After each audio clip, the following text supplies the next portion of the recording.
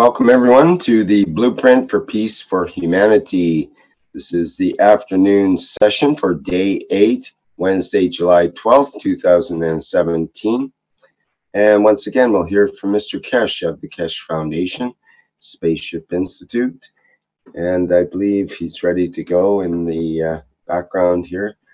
We may have some transmission intermissions here. I understand there's a rough connection, but we'll make do as we have before. Hello, Mr. Keshe, are you there?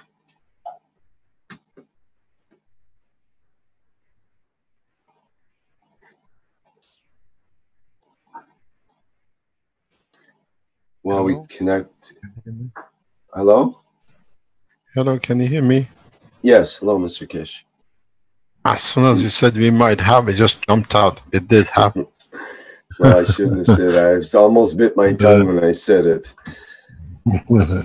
Anyway, good afternoon, good day. As usual, whenever you listen to these teaching sessions. Today we have allocated to this if we can enlighten ourselves with their knowledge and in how they have been able to help many others, and if there is any question that can be answered, and we see what we can do in the aspects of health, and maybe become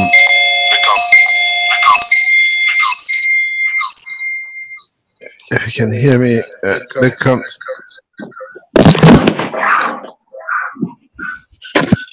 oh my god.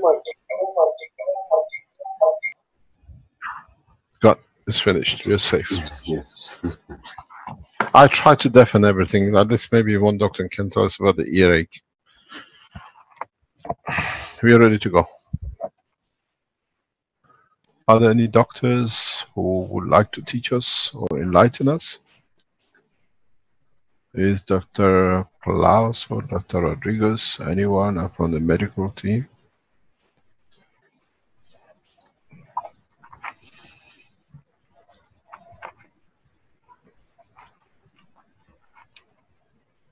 I'm here, Mr. Keshe. Klaus is with all the rest of the doctors, telling them that to join us, asking to join us. Ah, okay. Thank you very much for being here, Dr. Rodriguez. Do you have any news for us? Well, I'm working on a new development on the health unit. But I'm just waiting for the dynamic. I have structures to put 16 dynamic reactors. I have all the structures complete, but just waiting for the reactors. I spoke with the Chen Li, the guy from China. He already sent it. As soon as I got him, I will discuss it with you because I have ideas how to use it, and I will need some time from you once I finish, probably next week or 2 weeks. Once I have them, I would like to discuss it with you. Even a lot of doctors asking me about the new development, and says I'm just waiting for the motors and show them the new structure. Only dynamic reactors. I've been using my dynamic reactors and using, instead of, as I said before, when we use the health unit, and that only created an environment, and using in order to target the organ, we need to use a specific Gans or patches. But now, instead of patches, I'm using the dynamic reactors, using the especially for people with cancer. And I have a person with cancer, breast cancer, and the seed of the cancer is calcium. So instead of using patches at 3:1, I'm using the Gans of calcium inside the dynamic reactors. And physically, I've seen changes, and even the symptoms and signs that the person has from the cancer it changes dramatically in hours, and I actually in minutes, using the calcium inside the dynamic reactors. I just sent the persons for tests, and this week they're gonna make a test on 2 of the persons that I'm treating, the new way of using the dynamic reactors, or using, instead of patches and student, so using the seed of cancer inside the dynamic. That's the thing that I was going to discuss with the doctors today, but I'm still waiting for the results. The only problem that I have with people here, the patients, that a lot of people that have no income, no financial problems. So most of them, they don't have insurance. So it's hard to me, or for them, to find a lab to be able to make test and low prices and cheap. But we'll still, it's taking a little time, but we're doing. So just waiting for these results in order to make another jump on I had on the health unit and health field. If once I have the result, but physically, as I said, using this instead of patches, using the reactors, in this case calcium inside of the reactors. I'm using the 3-to-1, and as I said, I'm just waiting for the result. This week I'm going to have results. I'm hoping that next week I can share all these results with all of you, because I think it's a good thing that's happening now. And then when I finish the one with 16, there's 3 columns and the one on the top, and I would like to discuss it with you, if I can do it on a private. I mean, even in the doctor's group, to give you more idea, to explain my ideas, and I would like to know what do you think about it. But as I said, I would like to finish it first. Thank you very much. Are there any doctors in the background? Are there any questions? Good morning, Mr. Keshe. Hi, good morning, Dr. Azim. How are you? Still alive and kicking. Mr. Keshe, I mean, I'm a dentist, but I had a question for you. Have you stopped ever having a question, Azar? No, it's not a question, because I'm trying to open up the situation. Like, you see, you draw something with the ball when it rotates, and it creates a vacuum in the middle, water around, and then Gans around it. And you brought it back to the brain and the soul and physicality, which I understand that, I mean, which the connection with it, with the brain, and then to the soul, and then you draw that there is a joy in the brain, then the joy in the soul, and then sadness, and then the connection, and comes to physicality, which is the outside, the Gans itself, and you relate to the ball. But then I was wondering if you can make the same sketch, look at the brain, look at the soul, look at the physicality, and then put the heart and the lung in respect to that, and please let us know the rhythm of the heart in respect to the lung, and coming to the brain and the soul, how it's going to react. Because I was thinking, in order for us to get to because we have to use the emotion to get to the soul, because that's the emotion. Then I was thinking, we should not have any sadness. The best thing to do, if the whole emotion in the brain should be joy and love, that should be the tunnel to the soul. I mean, correct me if I'm wrong, but can we have that sketch that you explain in more depth with the heart and the lung and the brain and the physicality and the soul, how this connected to all together? Because I'm thinking if we can get a grasp of that, we really can cure anything instantaneously. We don't even need gadgets. My God. Is there anything else you want, Azar? Am I too much? Am I asking too much? No, I said, do you want anything else? I mean, Would you like to sketch of God as well? I can. I mean, if I had a screen, I could explain something. But you know, I think it's better for you to explain right now. So you better explain and I follow.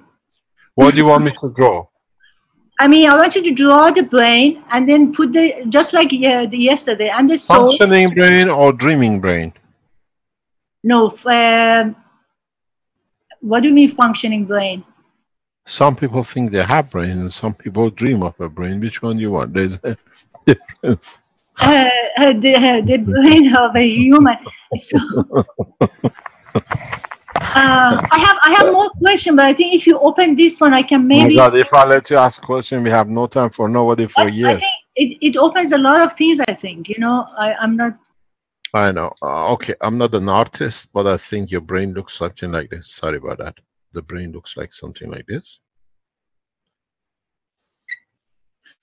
And then somewhere in the middle, you tell me where you want, I do the drawing for you. Somewhere in here is your soul.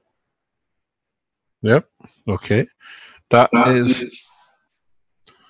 I'm gonna go here. No, you're gonna put the physicality on the bottom, like put some legs or whatever. Ah, you like my legs? Okay. There we are. An artist drawing. Is that good? Do you want some fingers too? Yes, that's fine. And then on the brain. You want the heart? Yeah, heart and a lung. And a lung. Okay. Let me see how I can get your lung sorted out. 1 second, please.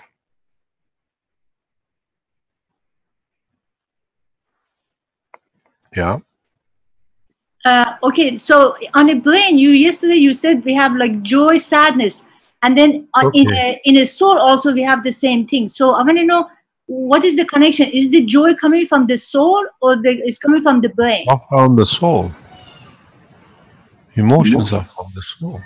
So the sadness also comes from the soul. Yes. So why the dimension of not receiving? Why the soul is sad?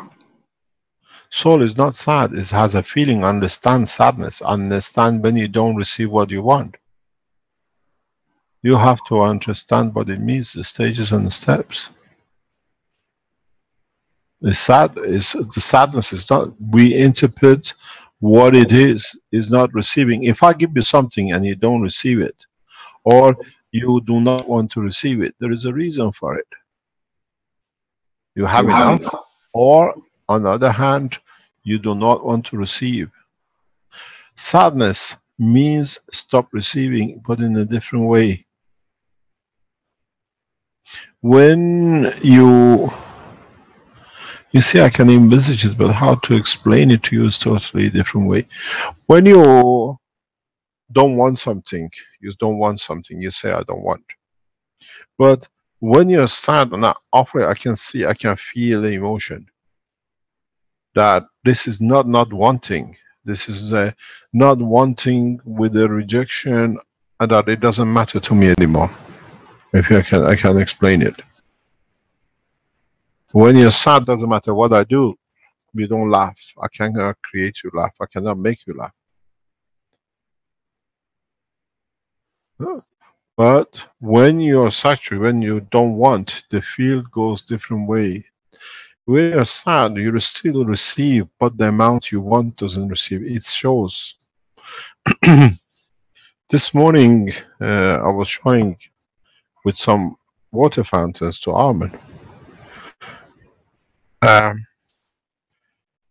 The emotion you somehow is got to be understood. We give the field. It depends what the resistance is in receiving, and if there is a resistance, but allowing to be accepted, but not at the strength that you need it. These things with dust become shape, waves, and colors, and the strength.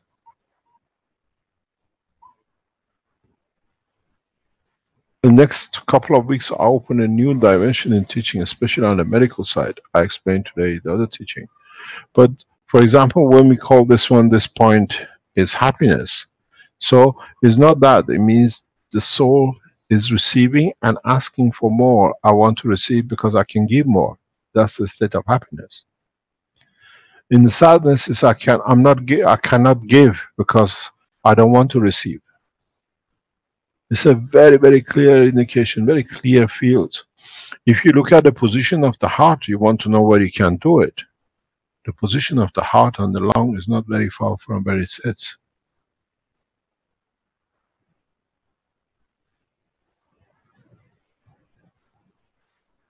Mr. Keshe, what's the role of the heart and the lung in this? Everything is a pump that you receive. It causes the soul to be receiving energy from the environment. You see, this is a pump. You know, if you have a, what do you call it? Let's say a bicycle pump. Every time you take the air in, and when you push, the air goes out. When the heart and the lung at a certain point contract and open up, that's what you do. You pull in energy. And then when it's the reverse, the energy goes out. Then this creates the feelings both ways. What we receive is on the strength, most of it, that we receive from the environment of the souls, because that's where it works from. But when it comes out and going out and coming in, the strength of it covers the strength of the emotion that we have. When you are home and you feel something wrong with your child, you feel it. It's the feeling which comes here to you through your soul. And then you respond to it physically as it goes out, because that's the strength you need. And this is a part of your emotion of feeling. No doctors has ever told us how they haven't given us an indication where in your brain is, where you feel there is something wrong with your child. Something is wrong, I have to do something. We say, you know, I don't feel good in my heart, there is something strange going on. Or this is when we receive things, when we know things are about to happen. Our soul is not limited to our, to our brain. Our brain is a filter of the reflex of what comes out. And the heart and the lung are literally like a pump. In extracting the air and increasing it, you absorb in, and with this contraction, you feed out. So in a way, you continuously receive and gain. But the heart and the lung are the conditioner setting. Air is the filter, the strength which the brain needs to absorb energy from its environment. That's why we breathe, more or less. The whole purpose of breathing with fresh air is balancing what is in the gaseous part and what is the connection with the physical part. That it tunes, is filtering it. That's the level it is. I was teaching today to Ahmed a massive change in understanding of the work of the what you call the blood of the man.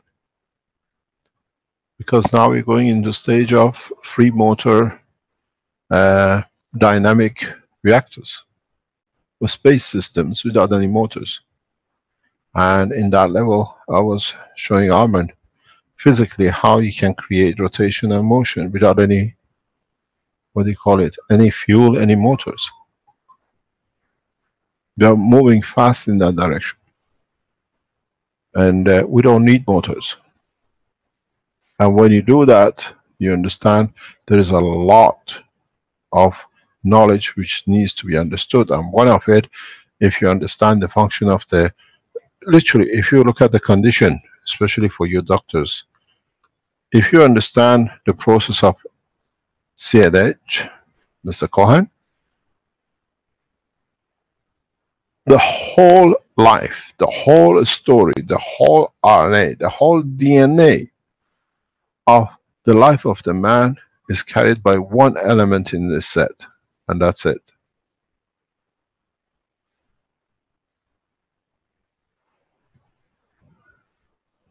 You look at it as an energy, but embedded in the amino acid of the man, the only system, the only element which carries all the information is this.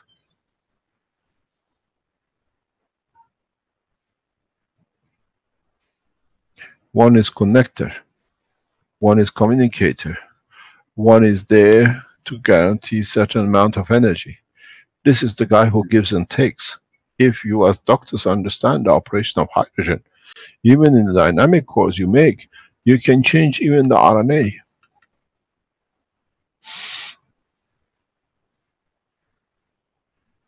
The space of knowledge in the world of creation as creating entities has not been understood. So when you breathe, whatever you breathe, the only element which affects you is this guy, because it carries, once it enters your body and becomes part of your existence, carries the whole history of RNA and DNA, not only from you, but because of the structure of the body of the man from the time of Adam. That's how much we carry. I was explaining today to Armin, if you understand, and I'm sure most of the doctors understand, we say we have fingers, then we decided to have pancreas, then we decided to have let's say eye, then we decided to have eyelashes, then we decided to have whatever.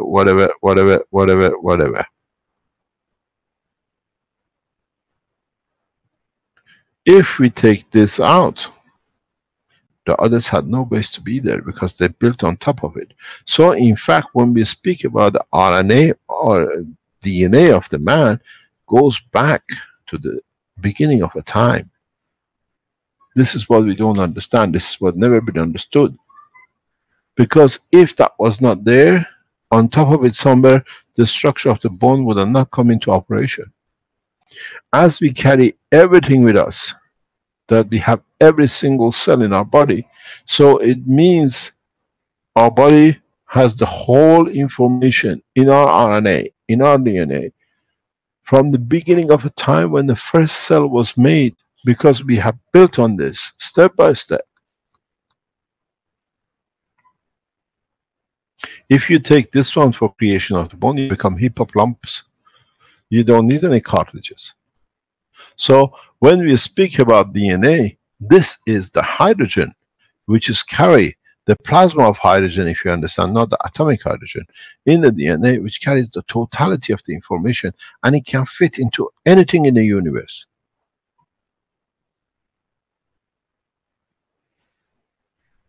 Because the rest is too big and in different part of the universe cannot exist. But the basic elements of the existence, which is the hydrogen, exist in all dimensions of the universe. Because that's the base, that's the common denominator, that's the minimum. But you still have to understand the hydrogen itself has isotopes, in a way not as you look at it, but the strength and the size of the plasma, the strength of the plasma. When we speak about now, since we start talking about soul and being, this is what the difference is. We go back to the creation. We go back, the same as I said to you in the other teachings, that as we go, this part, this center belongs to the strength of the creator. This center belongs to the space of the universe. This one, in that strength, is of the galaxy, if you remember. And if you look and you put and you fit hydrogen into it, it fits perfect. But the division in the strength which gives it the totality of the memory, because even in the hydrogen, the subdivisions of it exist, which is carries to the essence of the creation. So when we speak about RNA from now on, we have to understand the hydrogen RNA is a memory recording of it. The rest are irrelevant, more or less. When you have a computer, the hard drive counts, not the box, not the cable, and not the screen. The hard drive is the hydrogen. Because this is what has learned in what strength it needs to move up and down, to what strength will become a tall cell of a heart and the rest of it. in space control, when it comes to the space flight, the way what we are teaching in the background, we are getting so advanced. Very soon, the first flight system without motors will be tested. We don't need any motors. We were doing, what do you call it? Mini test today. And it's amazing. I showed this 3 years ago in the San Antonio. They never saw it. Today for the first time, I said, yes, now I remember. Now we're getting to the point that we don't need no motors, nothing. And we don't need any of the fuels which you're talking about, zinc oxide and the rest and the rest. In the lung of the man, the creation of the fields which you breathe in, because something you have to remember always in the back of your mind. One thing, this part of the body of the man is made of the gaseous part. And why do we put the gaseous part on top of the physical part? Which means we create the energy which this can need for it to be able to absorb more from outside. We put a filter balance. And then, if that's the case, then you know what is the position of the lung around the soul of the man. And then you understand why you have two pieces of the lung on either side. And then you understand why there is a heart in the middle. And why we die when the heart stops or the lung stops. Because there is no pumping. Those, you know, when you pump air and in out, it's not there. So, in not receiving the dynamic to suck in and feed back, it stops. And when it gets to that point, it means the energy in the environment that the soul has changed. So, in so many ways, soul moves out of its position because it has no more cage. It's like you have created an electric cage for something and then you switch it off. The bird is free. It's free in the space of universe. That's all it is. If you look at the brain of the man, there's nothing but the electric cage around the body, around the soul of the man. Go back to what I wrote even to the judge in the court of Belgium. I said the man who says the guy puts the magnet there, he has no understanding of the work of the plasma, because the only way you can hold the plasma is by electric charges or what you call magnetic field. The brain of the man is that cage. It's like if you look at the CERN, the tube, the big tube, and where the electron flies, where the electron flies is the soul of the man, and all the brain around it is creating that magnetic field that it can absorb and hold and contain. There's no difference between this and that. Our brain is nothing electrically charged entity which is continuously fed to be charged by the blood, which is on the side of it, just keeps it in charge. The minute that electric shock treatment, or what I call the pumping of the heart, stops, the charges stops. Now there is no more electric containment. There is no engagement. That's why now the soul is free.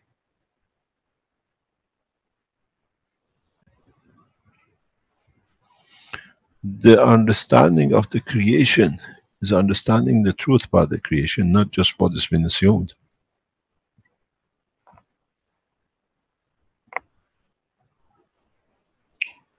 Mr. Keshe, Mr. Keshe, I want to tell you. I want to tell you a story. I want to tell you a story. We got the race of two women. Which one we're going to listen to first? Can I finish, please? Yes. Yes. Okay. Can I? If I tell you a story, but this is a story, maybe I can. You can tell me if I understood, because I want to know if this is a story. You see, when I was in my 30s, I was always depressed, and I would cry, and I would blame it on my ex-husband. That is his fault. And you are the victim, you mean? I don't know what will happen, but anyway, I went to a doctor in NYU, and he was the head of the psychiatry department at NYU University, and he gave me these pills, which was antidepressant. I came home, I took them one night, and then the next day I was like vegetables. I was sleeping all the time. So I took the whole package of pill, put it down the toilet, and I said, look, I can't become a vegetable. I have to find out what's the root of what I feel. So, and I keep going until, one day I left my ex-husband. Actually, this thing was going on even when I was married, because I got married when I was 17. I didn't even know myself. But this thing was keep coming up. And the time I left, for the first month when I left, I was so scared, like as if you put me on a place on the top of a mountain and everything around was empty. I was so scared even of everything because I never lived by myself.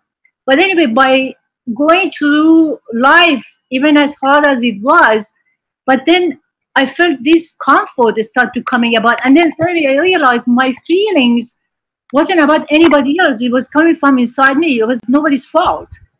And then what I'm trying to say, the other scenario would be if I had taken those pills and I keep going on and take more pills and I stayed in a marriage and keep doing this same thing. Actually, I think I hijacked my soul and I didn't feel my soul what it needed to feel. And I think this is my understanding on now what you feel. It means your soul is trying to tell you that you need to take another direction, or you have to feed me something that satisfies me. Am I correct?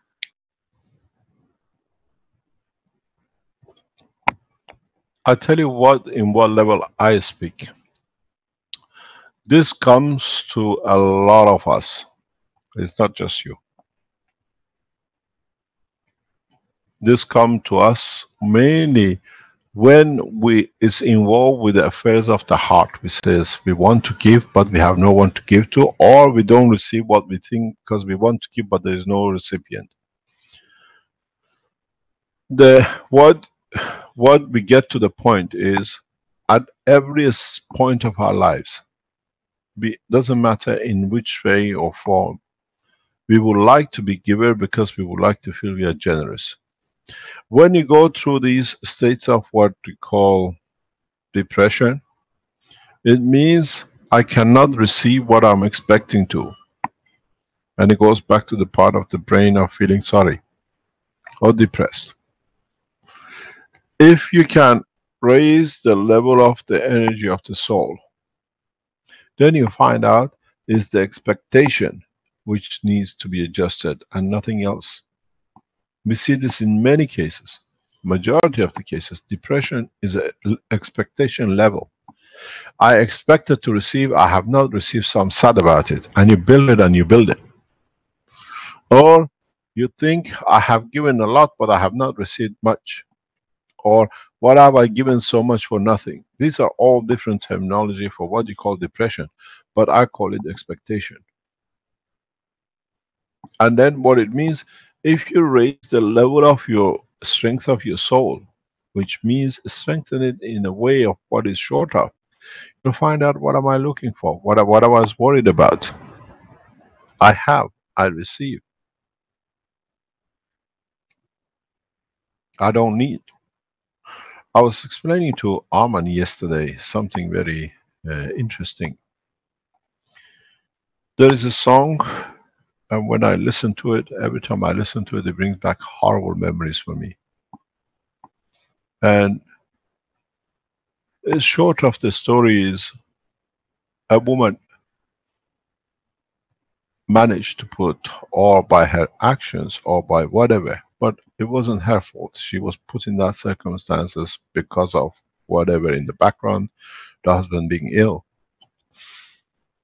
She more or less allowed herself to satisfy her depression, to satisfy that there's nothing wrong with me, caused the death of the husband in a very, very strange way. I watched it all the way through. And then it has raised a lot of questions for me over years since I've been a witness to this situation. That is, why do we do this? Why do we expect to have, and we see it as our right to have, we get depressed because we can't get it, and then with it we allow somebody we love or we loved, whatever, to suffer with it.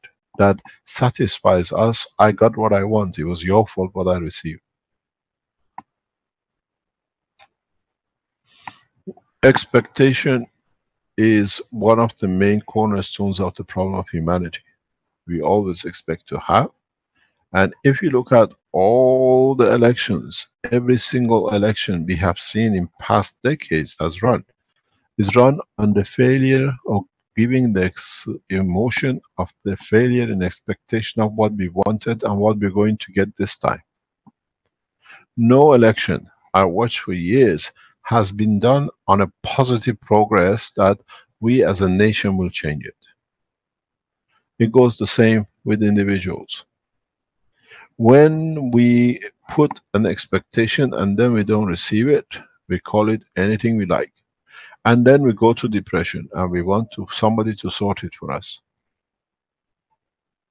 Doesn't work that way.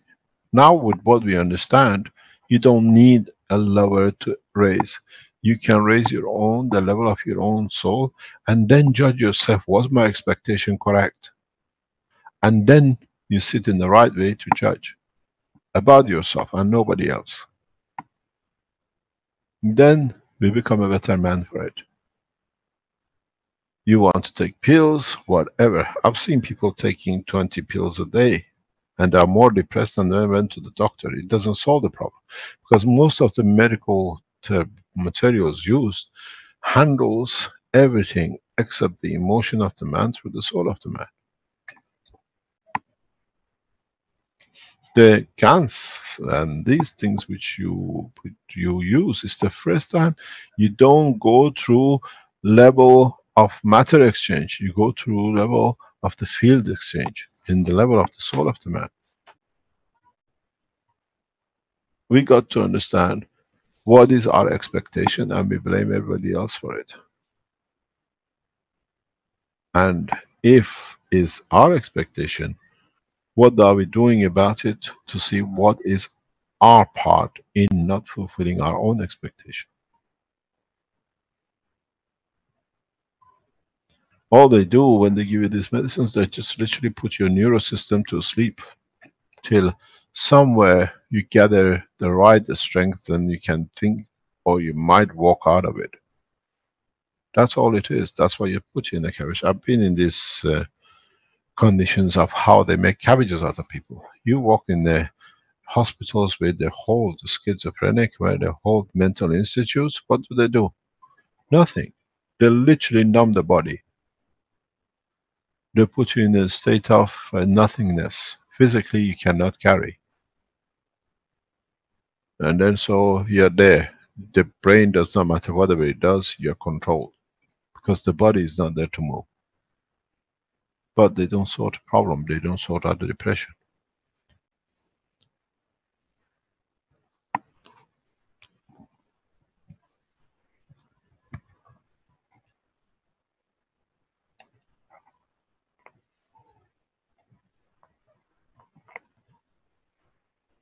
I can blame myself, I can blame my next door neighbor, I can blame the dog, the brickwork, everything else.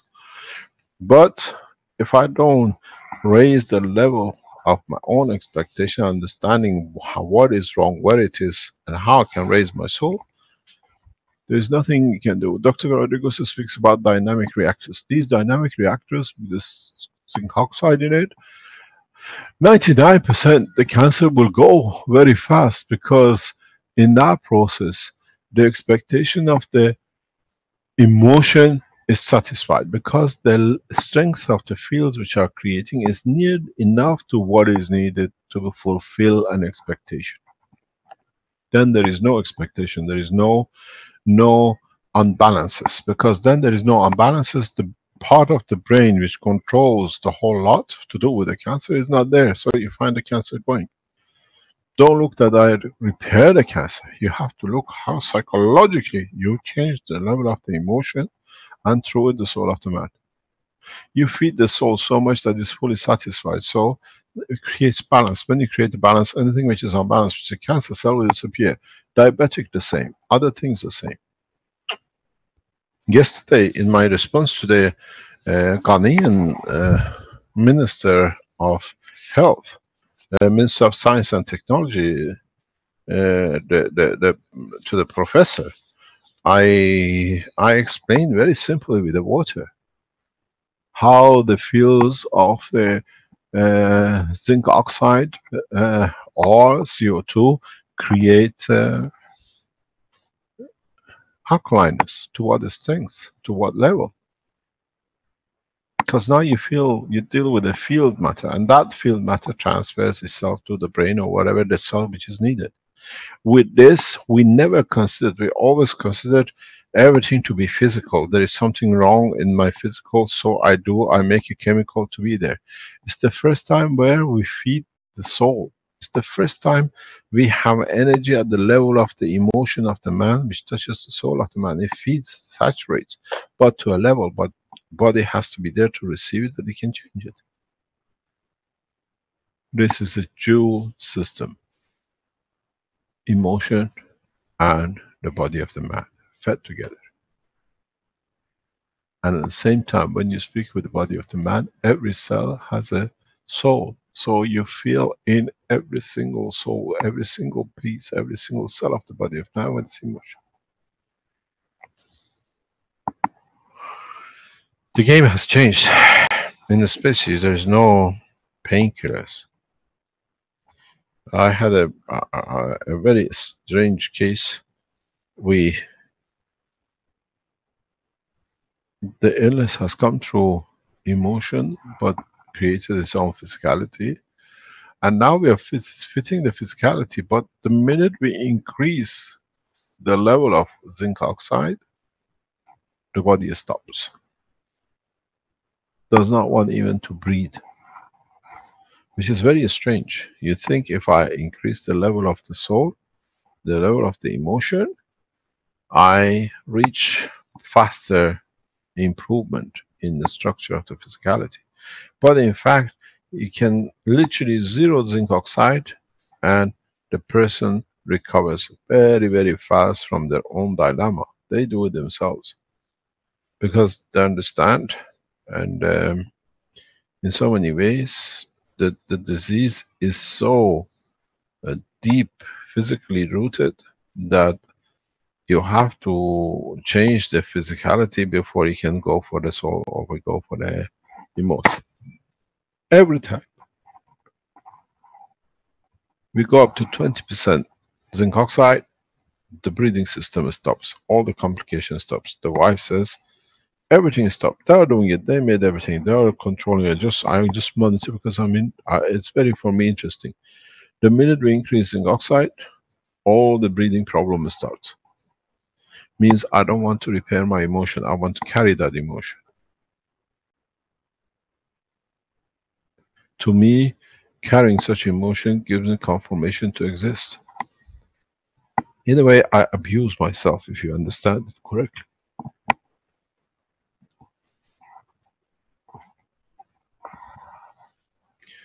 Any other question? Thank you, Mr. Keshe. I have more questions, but I'm not going to ask. I think we put a session, 1 or 2 sessions just for Azar. Thank you. Thank you very much.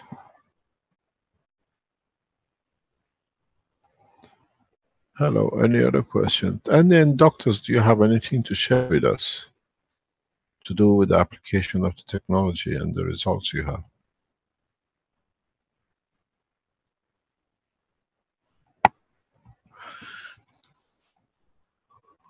Mr. Keshe, this is Rodrigo again. I listened to your presentation the other day about using hydrogen, tritium, and deuterium and the spaceship, and they will, if they have anybody who is inside, they have any disease, it will be resolved. I mean, that means that we can use the same here, using just hydrogen, tritium, and deuterium. And the Yes, health unit is.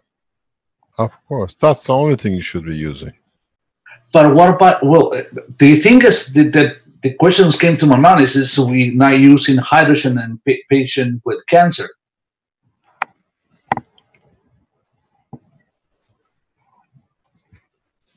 First of all, you need a rotating dynamic system, not a fixed dynamic system. The systems you make is fixed dynamic.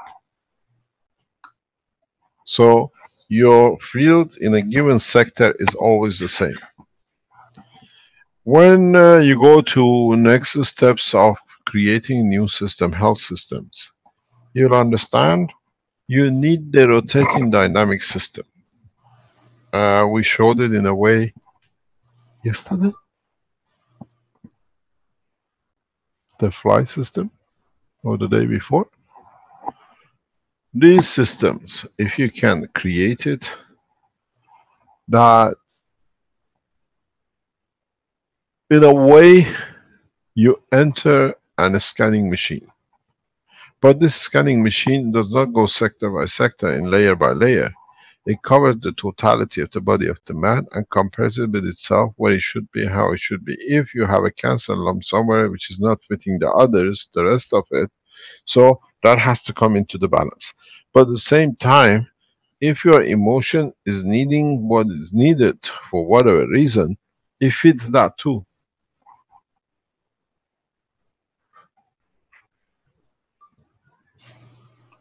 You cover every element plus the isotope speed in the dimension of the Gans, matter or submatter. That's how you find so fast recovery. With your dynamic systems, it should be amazing if you get it right. People can walk in and walk out with no diseases within seconds.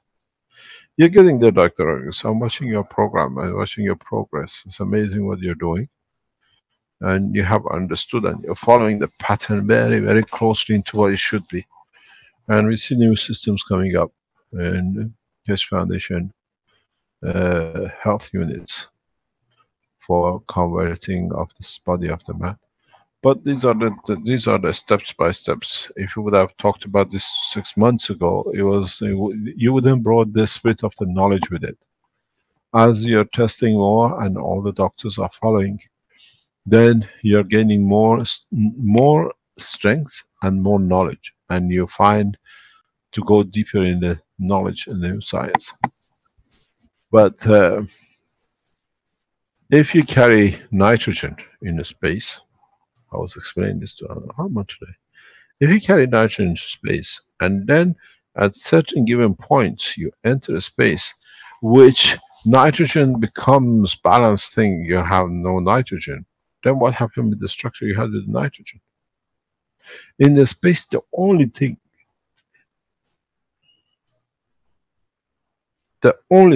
which stays more or less constant all the time is hydrogen. And actually it's deuterium, not even a hydrogen. The most balanced system in creation of flexibility is tritium.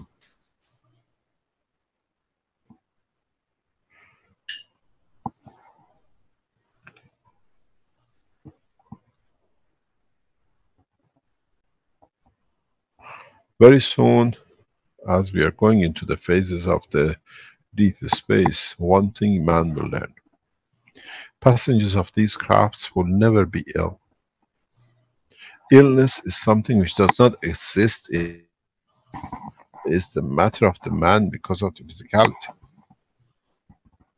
We don't have no hospitals, we have no doctors, because the environment of the spaceships is balanced to give and take whatever it needs. People, as you go through it, it balances you with all the needs.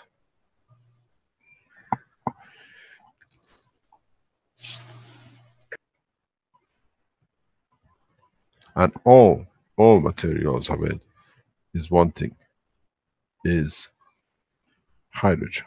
Let me explain what I mean by hydrogen. This is very important. This is another part of the knowledge we have to understand. Where is this one?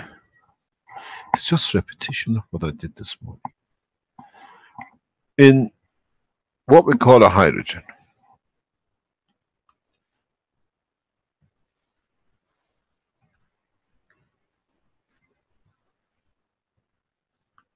one electron, one proton. If I go the same here, if I go the same here, if I go the same. If I stick to one electron, now you see what happens. With this, I add. Ooh. We don't see your changes on the board, Mr. Keshe. What do you mean? I cleared the board. No, it's still the. Probably you changed the channel and we still see the board from the previous. Do you see it now? Is it clear? We see the old one with the many drawings. Okay, I'm gonna stop sharing. I share again. Do you see the new board now? Clean? It's just coming up, still trying to start the screen sharing. It's not coming in yet, actually. Do you see it? No, we can't see it yet. It says it's starting the screen sharing, but it's not entering the...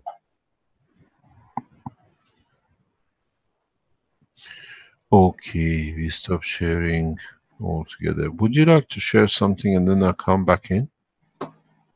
Can we have your beautiful picture, Rick? Sure. Maybe it needs to reset itself.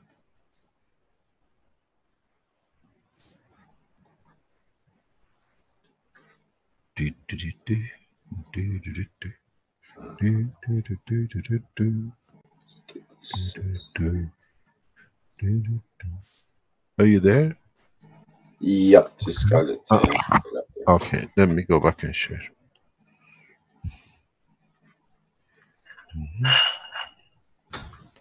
Do you see the whiteboard now?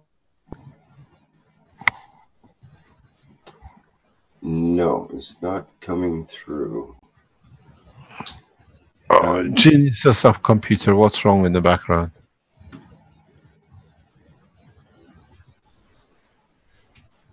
Trying to see if you have an extra instance in here.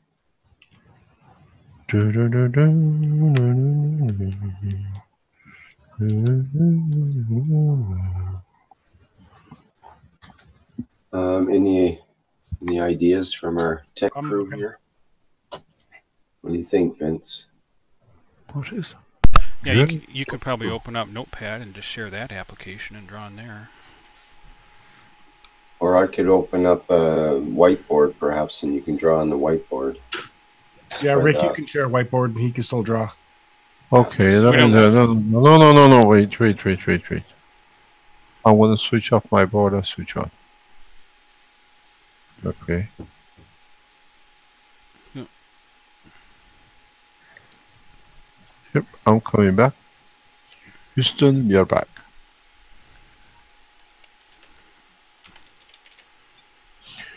Can you see it now? No. You have to stop sharing from your other session or other computer. It still says. Okay, there yeah, we back go. on now. Yeah, it was my table. There we go. Okay, let's see if that goes there. Okay, we go there. We go there. We go there. It means I will not be able to draw with this. Yes, we have it now. Yeah, I see it on my other unit. Yeah, but you don't get what I write on my board. Very strange. Okay, just give me 1 second.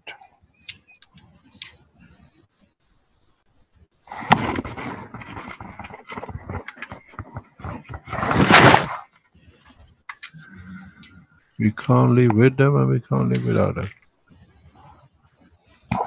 Okay. I'm going to have to restart the Facebook stream, so if you could just hold on a moment, that'd be great. What happened? You faced out? It's not going through properly.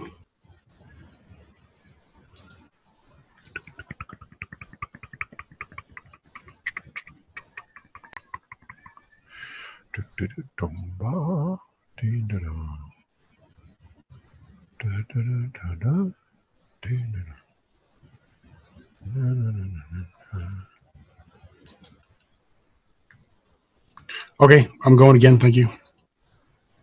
Yeah, something has gone wrong because I literally cannot use the port. It's very strange.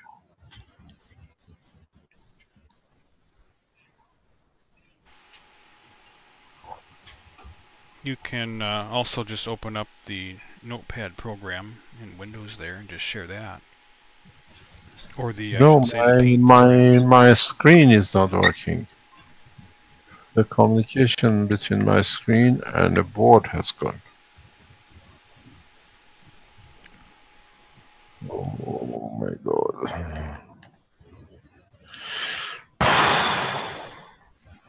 Do we have to do a restart, perhaps? Maybe Two USB possible. ports for that. Did you pull out What? did you I pull pulled out both everything cables? out. I pulled all cables out and I put all cables back in. Maybe God doesn't want us to share this knowledge. We don't have much good time with this God this week.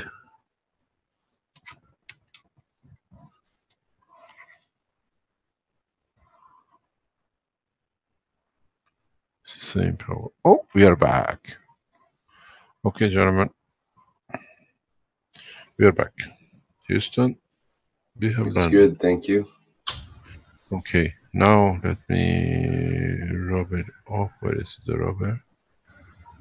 Okay, I'll go back and start again. Let's do. Where are my colors? Oh, the two are on top of each other. Come on, boy, you get there. I'm used to you there. I'm used to you there. Okay, we call this what we call electron and what we call hydrogen. Hydrogen is a proton. The number of different hydrogens we still don't consider. The hydrogen we consider as an electron and a proton. To us, this is hydrogen. This is what we call H. Then we add one neutron to it. What is wrong with you, boy? We add one neutron to it. This has become deuterium. Then we add another second neutron to it. Actually, I should be using the same. We add the second. Hey, boy, come back. We add the second neutron to it. This becomes the tritium. We have the fourth and the rest. These man is not aware of yet as such.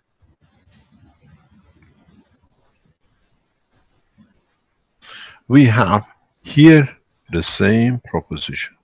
We have systems which in fact is a single proton without any electron.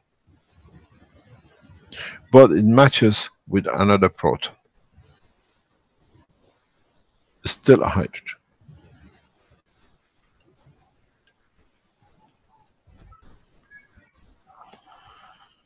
The understanding, total understanding of this is very simple.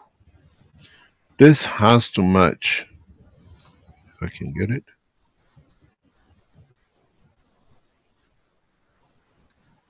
This has to match energy-wise as this. This has created a very balanced system with an electron, which allows the closeness or separation of these two. The system stays stable, but the proximity of this electron dictates the gap distance.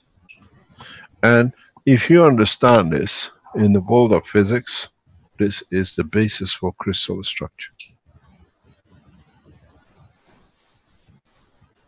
This is the essence of crystal structure. This is what order is.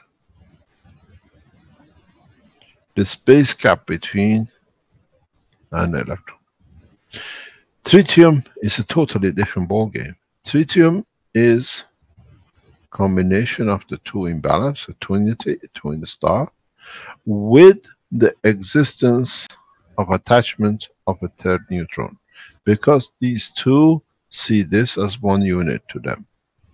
In fact, you create a triple system, which means if you understand it like this, where this is 1, this is 2, and this is 3. And every time these two play this game, but every time this set come closer or find a new position, then it squeezes energy out of this. The rapid strength in combination with the rubbing of the energy with this, it creates residual. That's why tritium is a radioactive material. If you remember, one of our friends did this, 2 dynamic reactors, whatever, there, and he introduced the third one. As he introduced here, he started producing material here, rubbing off the fields. This is the same position, but because in a way it's 3 neutrons together, radiation is the reason. This is how in nuclear reactions, in atomic structure reactions, we enter tritium and we look at it as one entity proton. This locks into it, and then with it, if you put mercury with the tritium, because of this behavior, in absorbing another electron, it leads to creation of helium. So now you create gold out of mercury.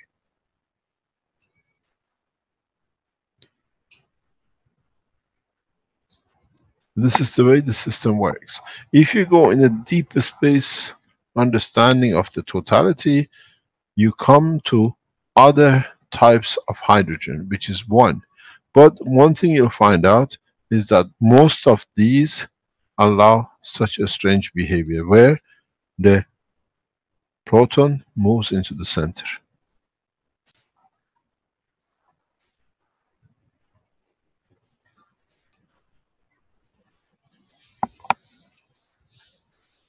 These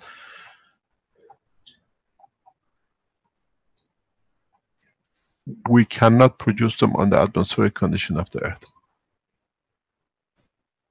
But in the space we see a lot of them, especially this guy here.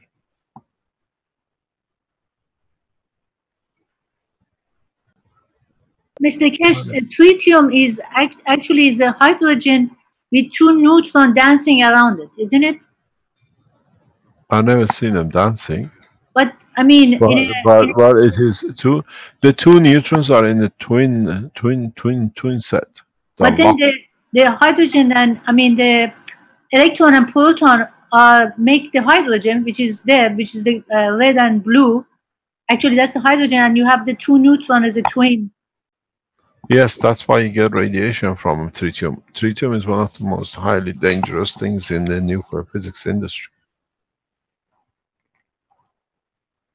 It's the level of fields which they interact. It's just like those 2 running, and then the hydrogen element is just grinding the stone. All the sparks you see, this is why it's so radioactive. Because it's 2 twin systems, but one in fact being a loose twin. Because the electron proton rotates in a double direction, not in a single direction. Once is trying to create a balance between the electron and the proton, and then the whole set try to create balance between the 2 neutrons. So that's why it's very active and it's very high, right? Because it releases continuously grinding of fields together and radiation.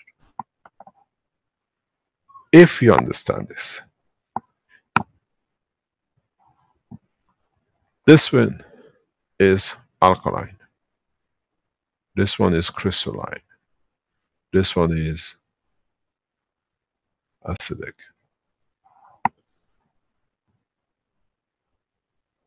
And if you know how to use this as a fuel,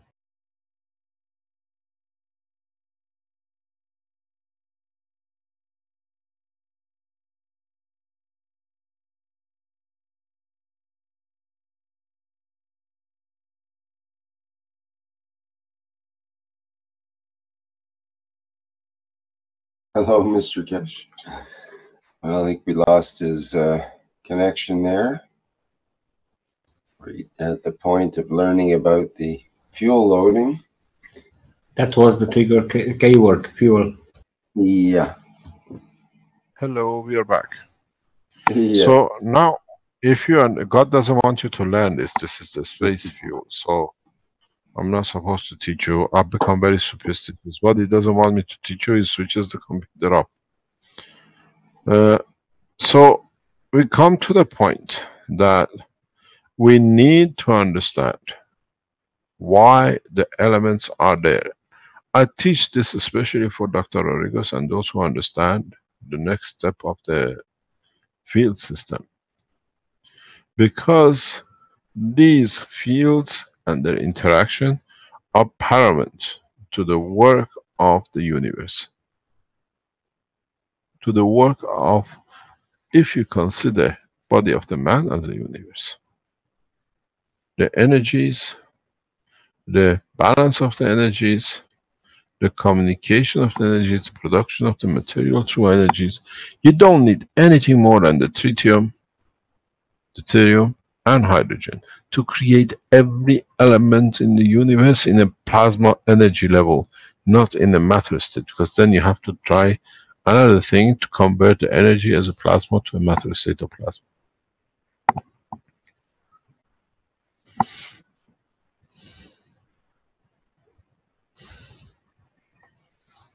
Any other question? The hydrogen that we use here is using as CH3? Extract of CH3, but there's easier way to do. And in this morning teaching, I taught how to do it.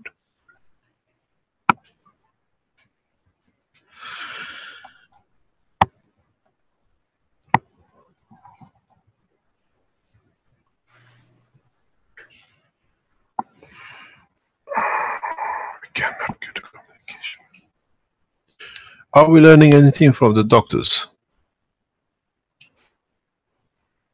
Or is the doctors, you have a case problem that we can have a look at, see how, if we might know something. Heather had something about some pain pads she wanted to present. She has some pictures apparently. She's part of the doctor's group. Yeah, we see things from here. Pardon me? I said we have seen a lot of things from Heather. She makes a lot of things, but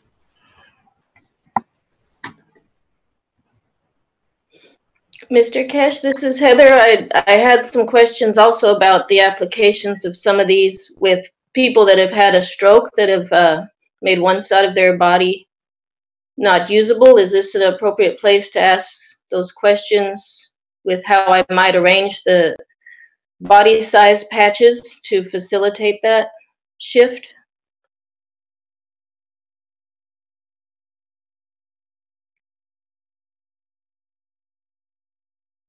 hello, we're back. Can you? God didn't want me to ask that question. Okay. No, really. I think God is becoming very touchy in the moment. It depends what you've done to him, Heather. Well, hopefully everything's okay in that department. So shall I ask that again or no? Yes, ask again. You just, the minute you start asking the question, God said, no, switch the thing off. So you have to repeat. Hopefully he doesn't switch it off. Okay.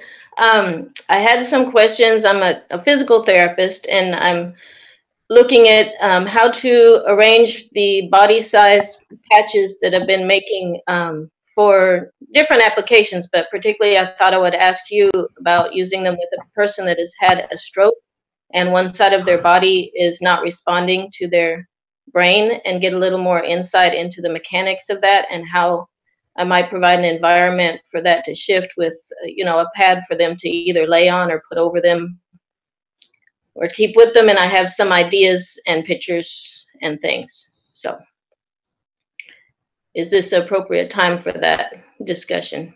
I Holy shit, prefer the to discuss. I'll come to the medical side teaching and I'll teach you exactly what you got to do. Okay. I'll come in private teaching and I'll teach you exactly what to do and how you have to organize it. What's that? Oh, my magnet. Anything else? I was hoping doctors will come with a lot of juicy questions, but no, they're all well graduated now. Mr. Keshe, this is Nicholas,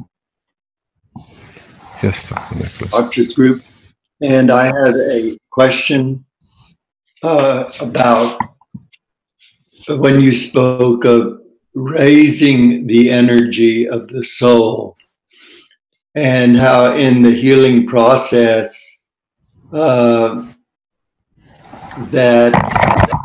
becomes necessary. Even if we're able to shift the physical symptoms or even eliminate the disease or to eliminate the cancer, we still often have an emotion or an experience that somehow is locked into the body that is not cleared and comes back around. You also spoke of increasing the zinc oxide to help with that. But at one point, unless we're able to clear those experiences, the programming that is in the brain or the midbrain, the disease comes back around. And so could you speak to that and how that's connected to raising the energy of the soul?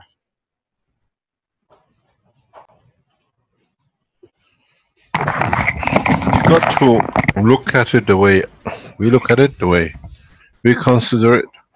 Is that two ways. You can go through the physical way and continuously try to repair the physicality, and then you see the disease coming back and you see the same side effects of whatever. Or you can feed, now that you know every cell of the body of the man has a corresponding position and a corresponding point in the brain of the man. It's easier to go to the bus to come to the soldier than going through the soldier trying to get to the bus.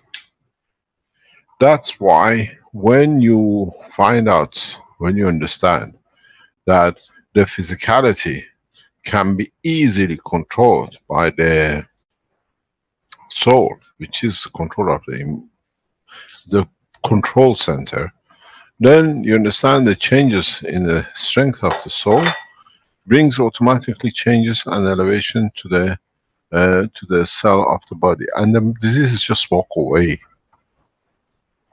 You got to remember one thing in the background, as most of the physicians, or even as a man on the street, that every cell of your body, every cell of the body of a man has a control point that has to be changed at a given time or recycled at a given point in the cycle of his life. So if you understand that, then do you want to go to find a position for the physical part, or do you want to go directly to the source? You can feed it direct and change the physicality. This is why we say you work through the soul. Because now you feed it directly without any neurosystems, without anything else, and the system is directly changing at the head office, not going down and changing in respect to every other thing and then running with all the problems with it.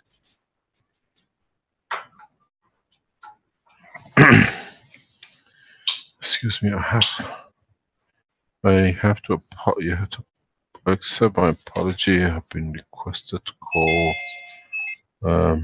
the press in Ghana. The situation in Ghana is going in a very strange way. Just 1 second, please. I have to 1 second hold.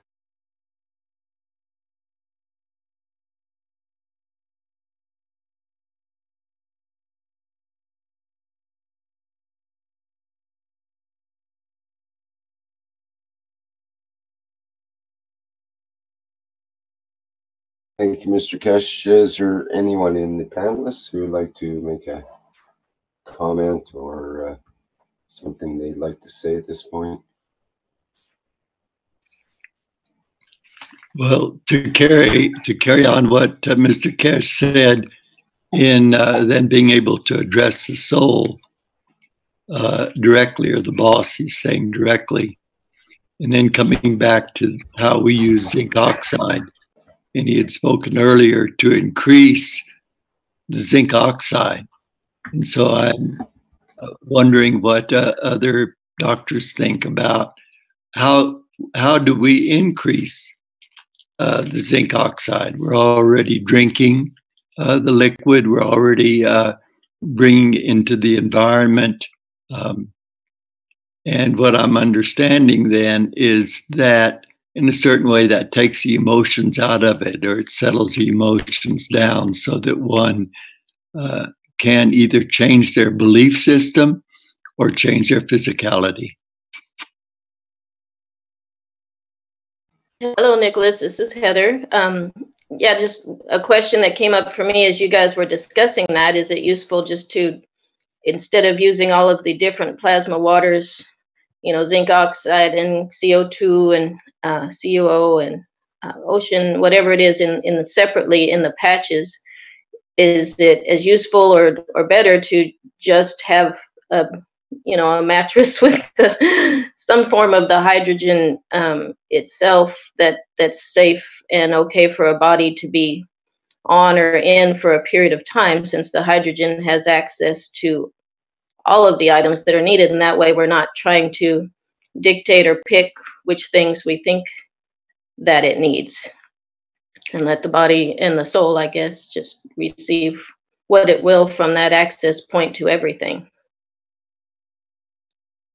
But I'm not sure about that, if it's okay for a body to, you know, to lay on, you know, what's being made as far as the hydrogen Gans or deuterium or tritium or those types of things. Well, we do have a therapeutic technique that uses hydrogens in a way, and you lie on it. It's called a hot bath. Because when you think about it, you're lying in hydrogen, H2O. It's dihydrogen oxide, actually. It's H2O is two hydrogens and one oxygen. So that's why we like the sauna or the hot tubs, huh? Could be. I mean, and some of those atoms of hydrogen are going to be deuterium and going to be tritium as well. You can actually mathematically calculate how many atoms of deuterium and tritium you're lying in your bath, if you like. And it'll be in quite a large number, but small in terms of the effects and so on, of course. I'm just talking about the matter level. Yeah, but then there's some at the plasma level also in the regular matter level water.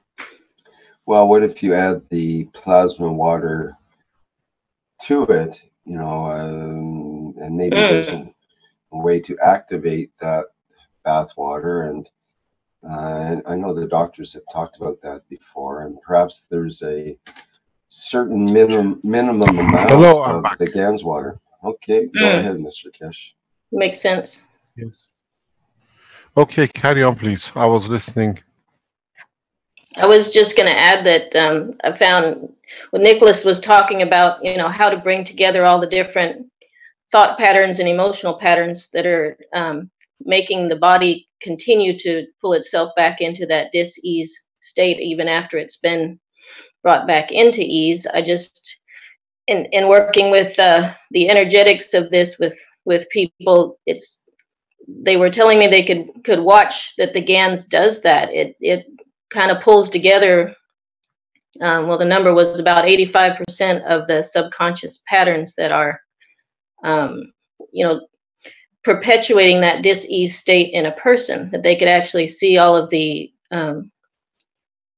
discordant thought patterns that were holding that disease state there come back together, being pulled into this present moment so that they can be I guess neutralized maybe would be a word. So 85% is pretty darn good. I mean, that's years of work in that direction, you know, psychological or energetic or whatever you want to call it. That's thousands of hours of work and processing by just putting, you know, the patches or the plasma water around the human. I just thought that was beautiful. With the new dynamic plasma systems, you will see a massive difference in the whole process. Hopefully, the what you call Austrian manufacturing side will be able to put these in the use in the coming time, and doctors will see totally different proposition in their time, in their effort. As I was explaining to Dr. Klaus, literally we can create spheres for specific diseases, and you just change the sphere according to the load, according to the disease, and you change the environment. You got to understand, in all our processes, we repeat, we are not doctors, we are scientists of space plasma technology, and we change the environment. We don't do anything else. We don't enter to the body of the man. With the new plasma systems, dynamic plasma systems, I don't even see need for drinking water. In a more advanced systems, you don't need anything because you just change the environment. You take over the position of the soul. You elevate the soul, and at the same time you create a condition, environmental condition, which is dynamic gravitational magnetic environment, is not the weather or temperature environment. And that's what we got to understand. And will we see changes, rapid changes? I expect those of you who go into it and you can do it will reverse many conditions in minutes. Don't get puzzled and then come back, oh, you said in such a teaching this is going to happen. You can change every disease if you make what I call a dynamic cubicle system. Because you walk in, and those of you who go very advanced, too much understanding of the whole thing, and you can create a pure dynamic condition. In time to come, you can see the images of your thoughts within these cubes, which means I explain how this is done in a coming time when you're ready, when most of the knowledge seekers are. You see the images, you give visuality to the thoughts of the man. This is how you see people in space. You understand what they are thinking, what they have in mind. We got this in our brain, and if the dynamic systems further developed in a right manner, whatever somebody thinks, you can read it, you can see it physically, their intention. This is how you judge in the space. I did that in the Sensano 2 years ago with very simple systems, where I could measure what was taken and what I was given, and the fields according to the rotation of the machine, what was there. I could see John, the system was telling me the guy is absolutely opposite to his shows and there is something wrong. I put another one of his supporters there, it was the same, and I told them this is not what I see. You could see a murderous pattern in John's behavior, but at that time I could not believe somebody could have such a thing.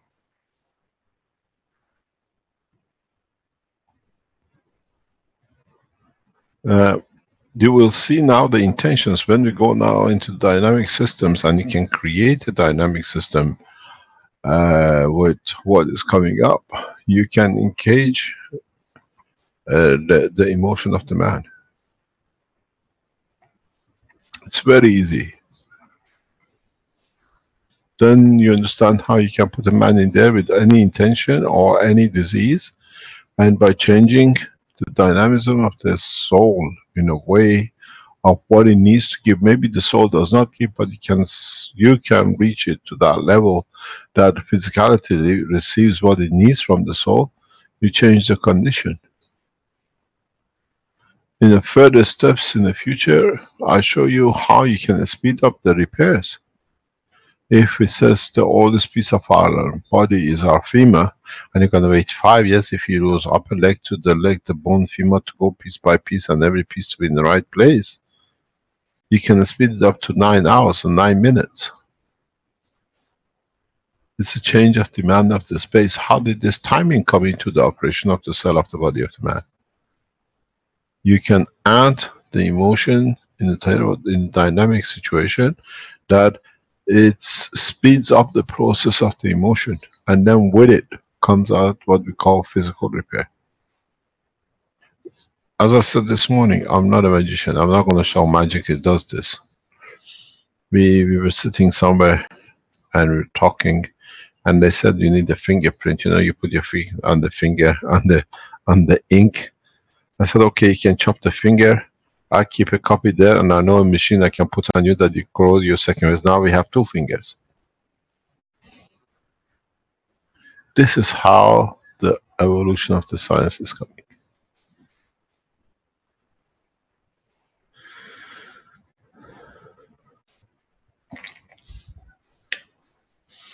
Any other? You doctors get together and teach each other so much. When you come here, you have nothing to teach us. You just come here to learn. Well, this is Heather again. I'm wondering, finding myself wondering how to do that dynamic system without motors. You know, I have a unit that I was thinking about with rings. And I wondered if that would do something similar. It's a formation called a Janessa. It has 4 rings nested within each other and making one big enough for the body to sit in. I do have a picture if that's useful of one I'm looking at making with plasma water.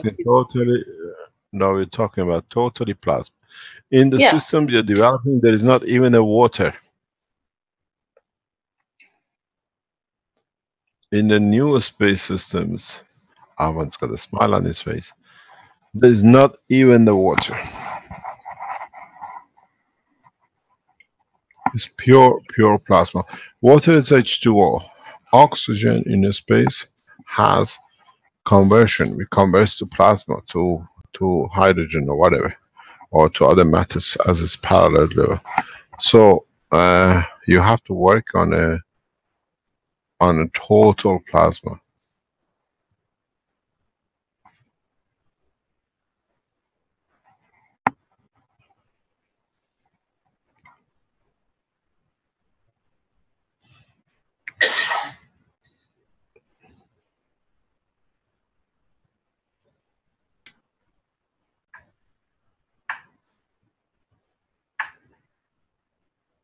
I was thinking it'll be a very interesting medical section.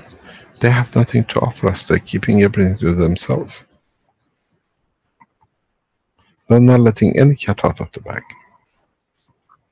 Mr. Keshe, we have a lot to say, but everything is private. Yes, okay, no problem. I'll join you in your private teachings.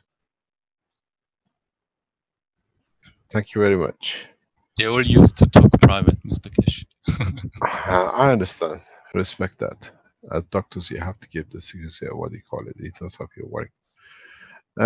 Let me explain something to our doctors. I teach you something maybe new, maybe some of you know, maybe it's an insight in the creation of the man.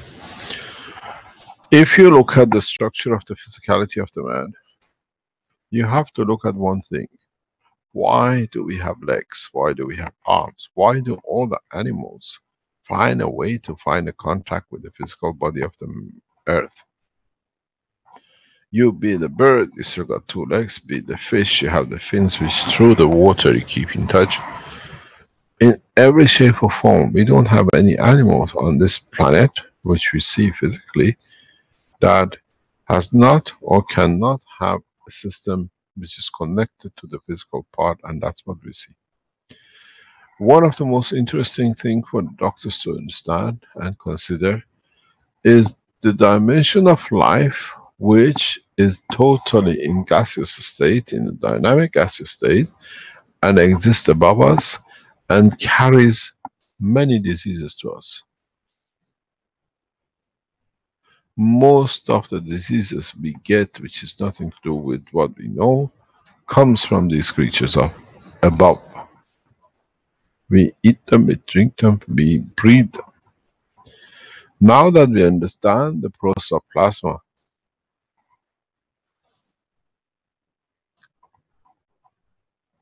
and we know that these entities carry certain energies which is above what we need or below what we need, that it extracts energy from us, then how would the physicians will come to handle the space diseases? Considering that in space we don't have any disease. We cannot, because we are purely fed and taken.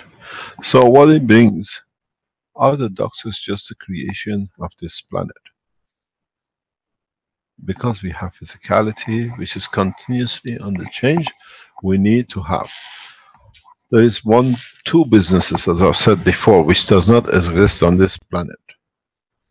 You can never find the air hostess a job here on land, and you can never find a job as a pilot. But the other point is, do we need doctors of the space? Or you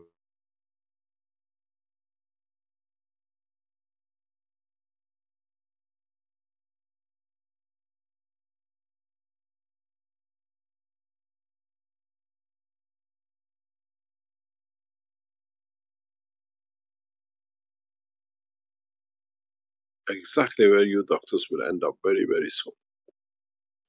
Where you will see the progress of your knowledge, and with it, you transfer your knowledge into the knowledge of the health of universe, which means you understand the interaction of the fields on the body of the man, and then at the same time, you understand many of entities in the space, the energies they carry, we might call a virus. We might not consider to be what we wanted them to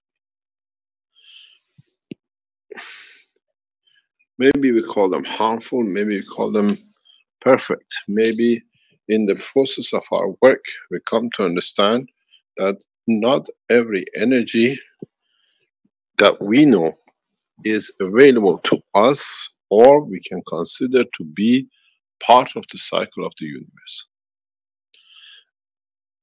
As we are teaching more and more in the deeper space, or what we call the real space technology, maybe it's time to put times for new doctors to start learning about the medicine of space.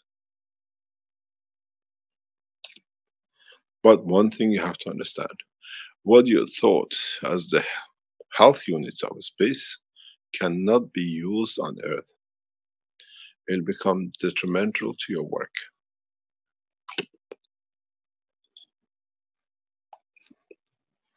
In time you understand, the space variation in fields has totally different operation than on environmental condition like Earth. We need to understand this. And this is part of the process of what I call health space teaching.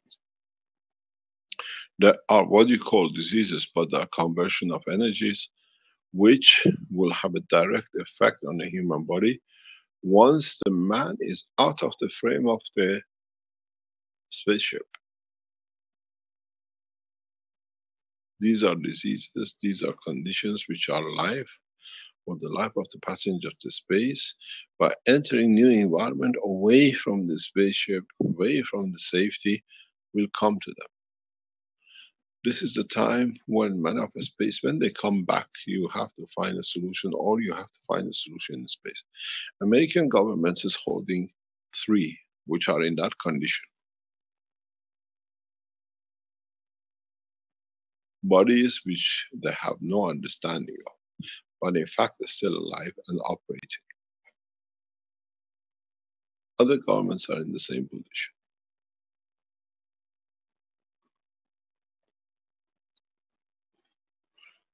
We don't have doctors of space to bring these entities back to life as a level of life we know. But the physicians of today, as you are, should be able to understand. I think some of you doctors who understood and work in the plasma technology, you become a perfect doctors for NASA to accept, to be able to solve the problems they have today with what they've got in their head.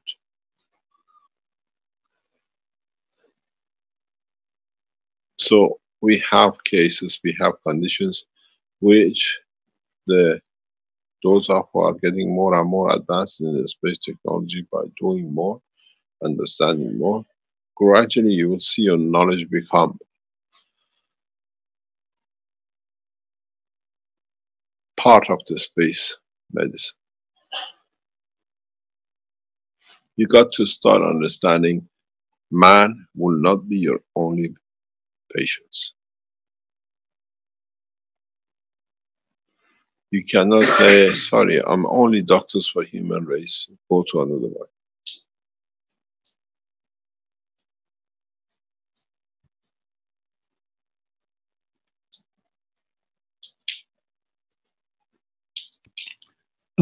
Mr. Keshe, this is Nicholas again.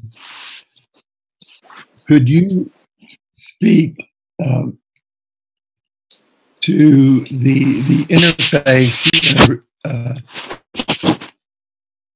the interaction between the physicality, which we are working with very often as doctors for healing, and this soul teaching, where we realize the connection of the two, where the soul is not a physicality, it's more maybe of what we're talking about in a plasma state, and what we call consciousness. Because when we're in space, or when we are here on planet Earth, we're dealing and working with a consciousness which seems to be a non-matter state, but weaves between the soul and the physicality. So could you speak to what we call consciousness in this dynamic? Depends what you call conscious, what you want to call. How do you explain to you as a man of medicine consciousness? Is this something we are aware of, what we do, or are we aware to do to get something on behavior back from it? Why do we need consciousness in the dimensions of the universe when if and our conduct is correct according to what we know? Or because we have that behavior, we become conscious of behavior. Many diseases, many even processes in the body of the man is the balancing of knowing what I've done wrong and what needs to be done correct. The emotion creates that consciousness. The emotion and balance of the emotion with the total environmental balance of the other souls, which gives us as consciousness. To me, a conscious is working between the souls and not with the soul of the man on its own. Consciousness is when you balance what the physicality of me has done, which with it has affected physicality of the others, which through it has affected their soul. I'm not doing anything because I already done my damage physically, and I don't want to do anything else because I got what I wanted out of it. But in that process, I have made another physicality to suffer with it, the soul, and then the balance of the souls comes, we call it consciousness. We do things physical, and then our souls balance the book. This is one thing that most of the people have no comprehension of. You call it consciousness. Consciously, our soul balances the books of our physicality. If you don't understand it, I explain it another way. Tooth for a tooth, eye for an eye. If you take somebody's eye, doesn't mean I'm going to get the eye out. It means in physicality, when you take an eye, a man cannot see, his soul will suffer. He takes that judgment to his feeling, which is the soul, which is a free, which interacts with the other souls, that in turn, you pay for the suffering you have caused by taking an eye. Doesn't mean that I'm going to take an eye out because you took an eye out. Which means balancing through the eye of the soul of the man. And then, as usual, we read everything physical because then we can see it. We take one step physical, but the balancing of the other eye is in the level of the soul balancing, because you have taken back, you have taken something from me which hurt, it causes me a pain, and every time I remember, I go to the judgment of my soul, and the judgment of my soul balances with the other souls. What happened down the line, somewhere in a few weeks, in a few years, in a few time, then something happens, you lose an eye, or somebody which is just, you are responsible, lose an eye. You say, oh my God. Then it's payback to the balance of the physicality. How many times we've been in that position and we have explained? How many times? The explanation of a lot of the works of the prophets is read in a physical manner. You kill one, we kill you. Never been said that. It means the souls will bring balance to what you have caused to the soul, and the souls which are dependent on that soul.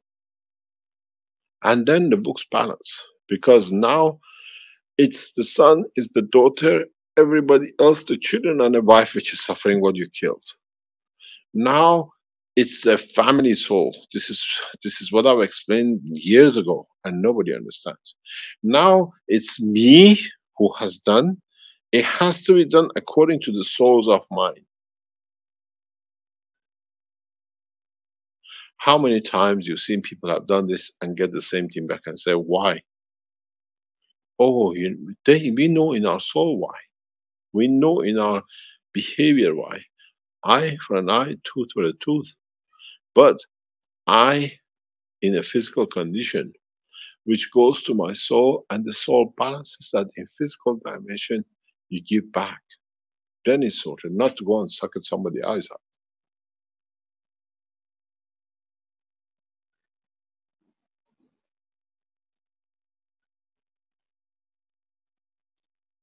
This is what I said times ago. The man who shoots the bullet shares it with all, even the guy who cleaned the door of the bullet factory.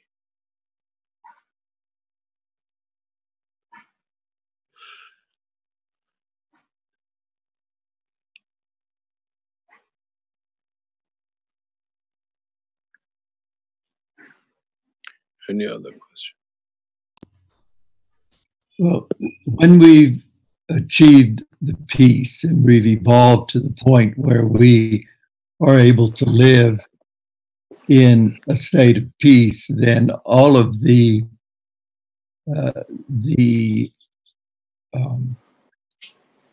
aggression, the fear, the bull, all of that is gone. So what we're dealing with now as we get into outer space, or as we're here, without the disease, without the burden, in the freedom of not carrying resentments or fears of that. When we have then cleared away all of this, then we are interacting with other entities. We're interacting with other consciousness. And I guess this is what, I'm wondering about. Is now we're in outer space and we're healthy and we don't have disease, and we move in then to this next relationship of other entities, other beings, other levels of consciousness. and that interaction. So I'm not sure there's any question here. It's just a wondering of how we move into other levels of interaction. I think we experience it here on the planet for just moments of pure love, of pure interacting with another entity with no agenda, in which then the souls align and everything. And then we move back into the dynamic of the social sphere of where we're dealing with all that we're dealing with right now on the planet.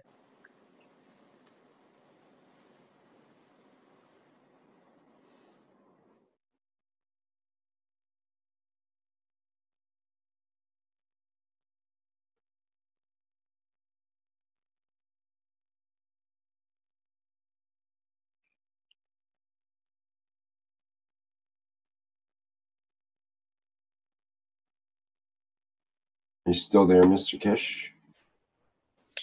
No, I'm here. I'm listening. What is interesting is when I look at this situation, deep inside, we have not understood the operation of the soul or emotion. In very many ways, when I look, especially in the level of the soul of the man, there is one thing clear. We, even in wanting to do or change, we are expecting to receive something back. Doesn't matter in what shape or form. And our doctors are not any different. I see them, I understand in their work, they are there to give, to serve, to change. But when I listen, it's another version of the same thing. If you have a patient in front of you because they accepted you as somebody who, or they approach you as a person who can change the life for them, or change something in their structure or whatever, doctors need to understand. Do they have a conscious? Do they see how it can be done? Can I change the soul of the man or increase, elevate the soul of the man? At a given point, I repair his pain, I repair his arm, and then at the same time, I change the soul of the man. Very soon, most of you doctors will change to this. You have no choice. Would you like to spend 6 weeks helping a doctor, a patient, or you want to do it in a week or 10 days?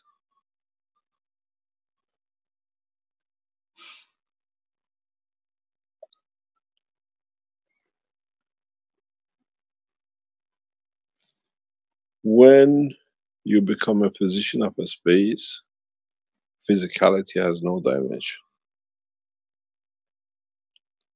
And then you understand the process of healing needs understanding of the time, understanding of what has caused the plasma of a life to behave or change itself, that it needs others' energy for it to exist.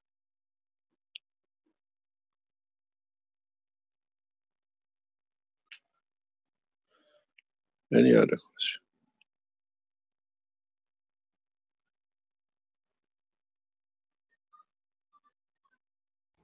Hi, Mr. Keshe. I have a question. You know, we are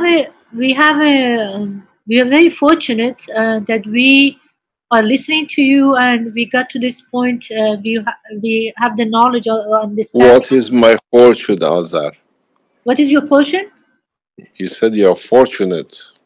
Well, yes, I'm very fortunate because. No, you said you are very fortunate. So I want to know what is my fortune. What is your fortune? Yeah, you said you are very fortunate. Oh, it's okay. Doesn't matter. It's okay. Carry on. I think we are very fortunate. I mean, as a group, and you are very fortunate to have us too. I think is mutual. But what I'm saying is, we are compared to 70 billion, 70 billion population. There's so many people who are suffering in terms of physicality, hunger, kids, women, so many other people who don't have the way we trying to learn to how to access our soul to go to universal community. So my question is, how can we, if I'm trying to learn all these and trying to elevate my soul, how can I be part of helping them? Because I don't want to be just by myself. I mean, I think it's very selfish if I think, okay, I want to get out of here, be in a universal community, but how can I be helping them to take them? I mean, is it enough of us to lift the other humanity to where we need to go?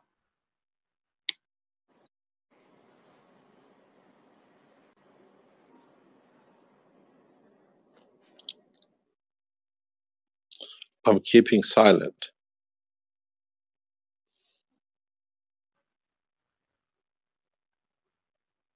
So it means I have to find the answer by myself? Repeat your questions, we might find the answer. I think if it's enough of us do it, the rest of people can come with us. That's what I think. I think you're right to a certain degree, Azar. Excuse me. Why? Go ahead, Mr. I said why? Why you think that way? Because I think it's everything. And why you think numbers counts when the soul of the man can expand the universe? Why do you see? No. Let me see. Why don't you see your soul as be strong enough and enough of that it can change the whole humanity? That you don't need another one. That it might over or under strengthen you. I mean, I think about it all the time, Mr. Keshe. You know, I actually, there's something that I will share with you. This happening to me for many years. You know, when I go to sleep, I think I shared this one time before. I always, I have a flying horse and I have a different body, but I'm sitting on a flying horse and I'm roaming the earth. And everywhere I go, I see beauty and actually I see peace. And but you know, I'm sitting on this horse and I have different clothing. I have a crown and I have jewels on my clothes. I don't know how to describe it, but then everywhere I go, it just is beautiful. And actually in physicality, sometimes when I hear certain music, the same picture pop up in my mind, and I don't know what it is, but I always think that you know, a few of us can pull the whole. We have enough energy to pull the whole thing to a better place, and not everybody. A few people can do that.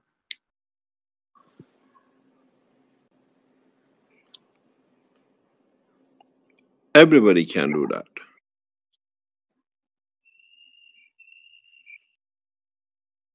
All of us can do all of it.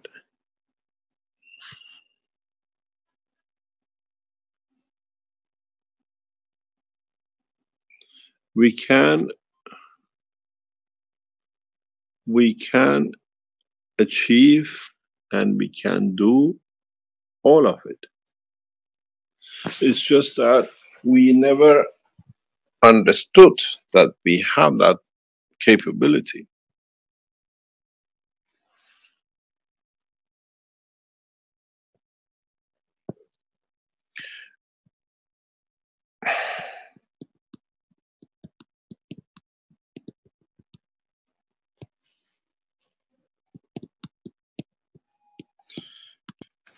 Gaining confidence is part of the process of this development. I said before in other teachings, one soul alone, if reaches the point of purity, can change. We've seen the soul of Christ.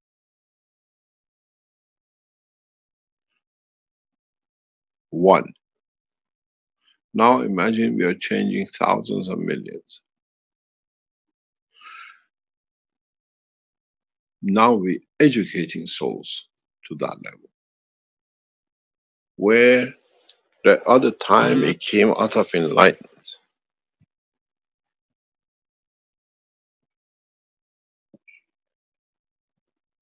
We can change everything.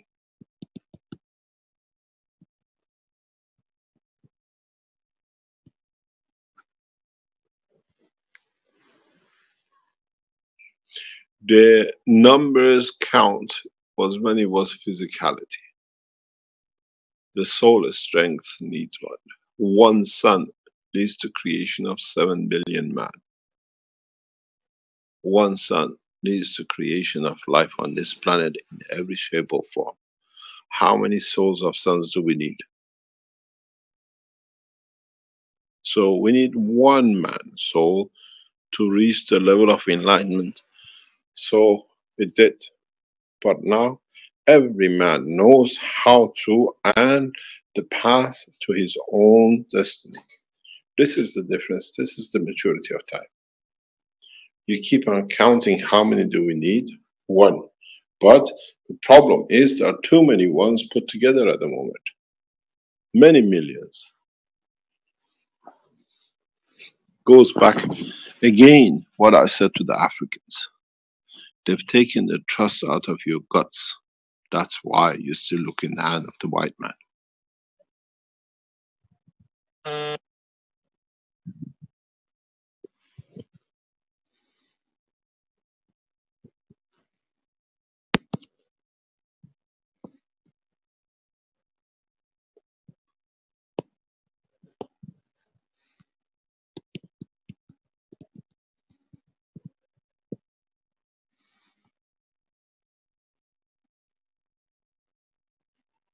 Why do we need counts numbers when we can count the strength of our own soul, which can reach the totality?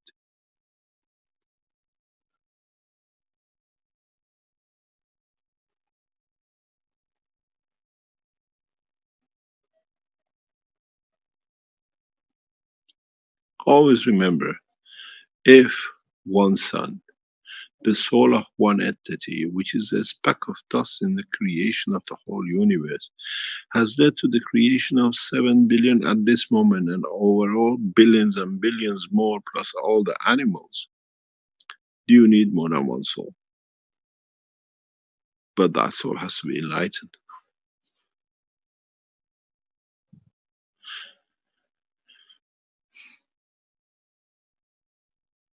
It's man who does not understand the strength of his own soul.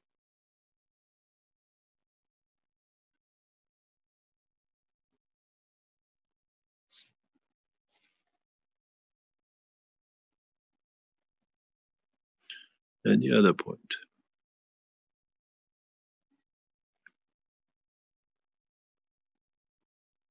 Mr. Go ahead, Rick.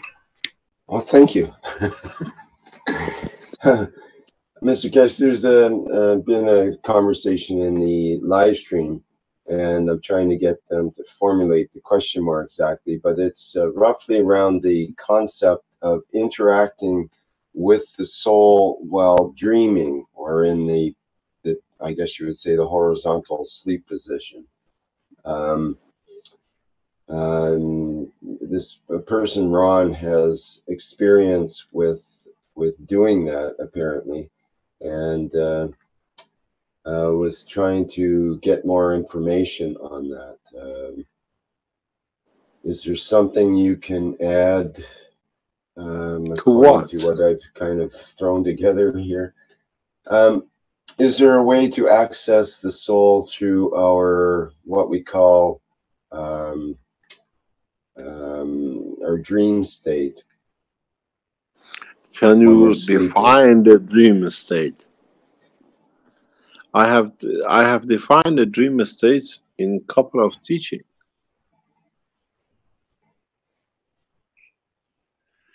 Dream, in so many ways, is the interaction of the souls, where your soul has a say too. But at that point, there is a contact, or there is a phase or interface, with a physicality conversion of the information, because we need to give it a physical feature. Our soul is continuously in touch and works with everything else. But certain points, when it comes in touch with the physicality of the brain at a certain strength, then we remember, we call it a dream. Because at that moment, the physical part is not used, is in repair condition. Very, very few of us, or very few, seldom in our lives, us, while we're walking and wake, dream.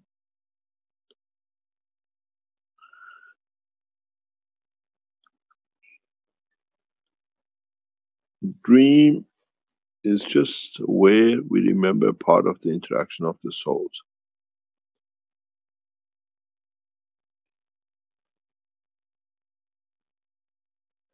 And our soul is busy 24 hours a day, never stops.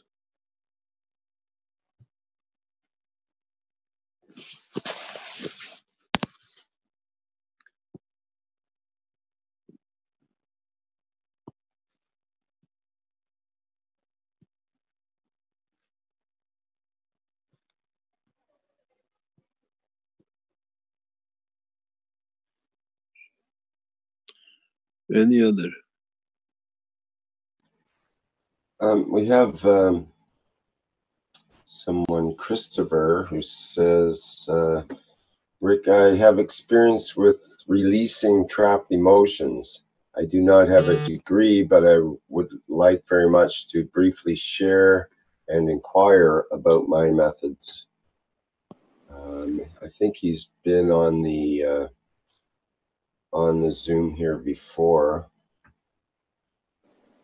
but I'm not clear if you want to, if you want me to bring him in to speak about that. Yes, let's see what he says. Okay.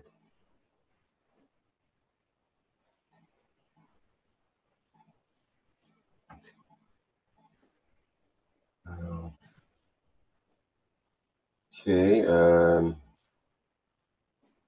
Christopher, or you're under Theodore apparently, but you should be able to unmute and speak now.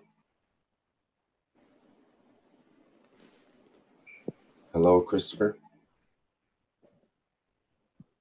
I'll try to unmute you and see if that works. Hi, can you hear me? Yes, hello? Yes. Yes. Go ahead. Hi, you can hear me? Yes. Yes, go ahead. Can you hear us? Yes. Okay, thank you so much. Very, very excited to speak with you all, and really many blessings to all of you. You all are doing wonderful work.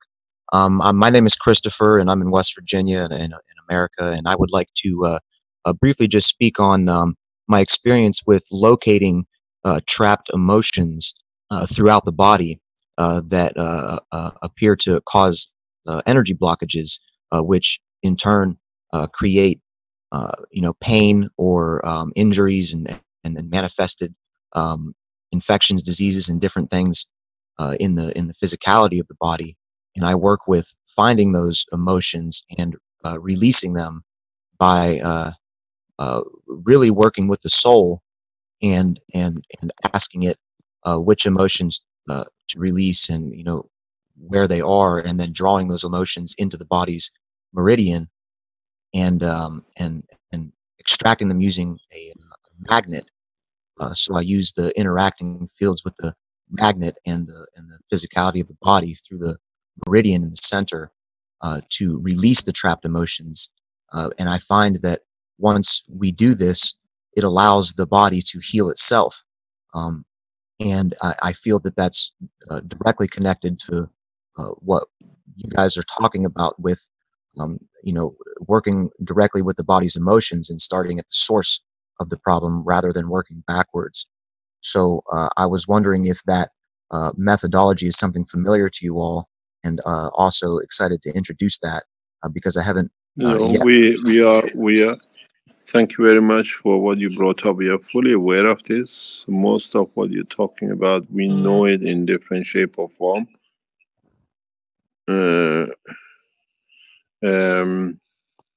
we call it, if you want to put in the terminology of a disease, is called fibromyalgia is one of them, which explains what you're talking about, where we hide our emotion in our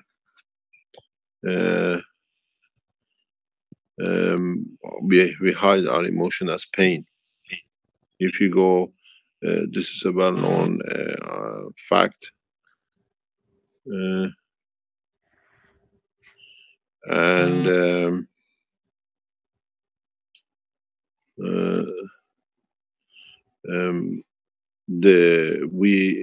if you go for fibromyalgia, people who have a what we call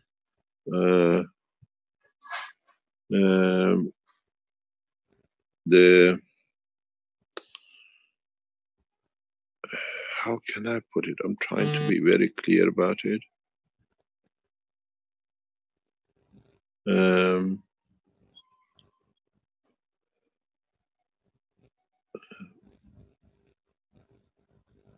There are a number of illnesses which carry one, and it can be done, and very simply with increase in the elevation of the what you call emotion, you can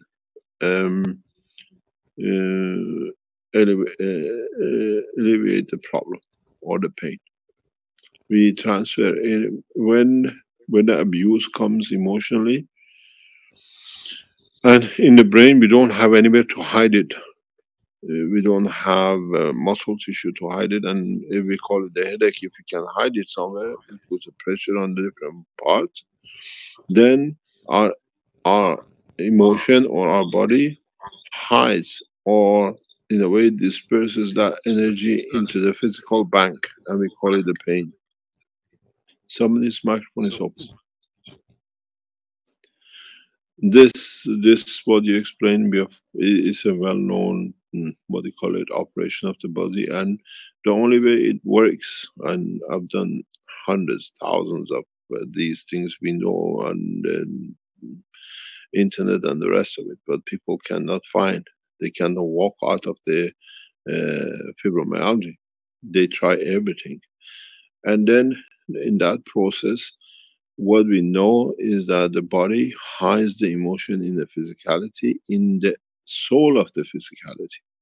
And that's what it is in the physical body. We can change it by elevating the soul.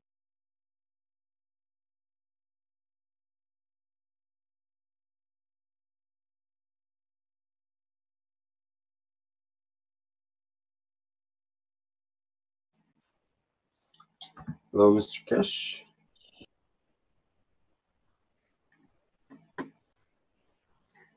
Hello.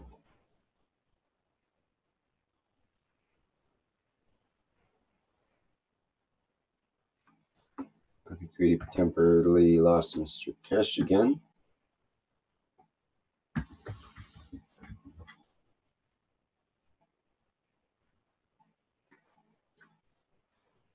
I'm not sure what you're speaking about, Christian, but the method of being able to identify something that's deposited in the body often requires that one bypasses the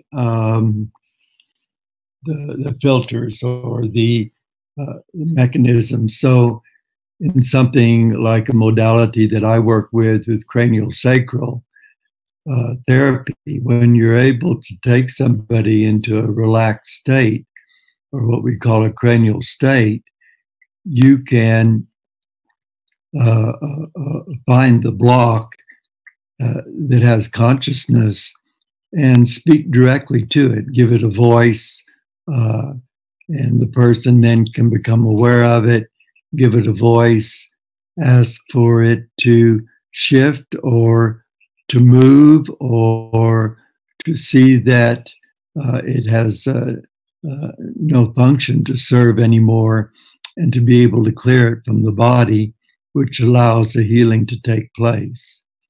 And one of my questions is, is through the plasma technology and the plasma work, by taking the patient into a plasma state, much like the zinc, where we would be also able to identify those blocks and to assist the client in releasing them, so it is no longer something that will recreate itself.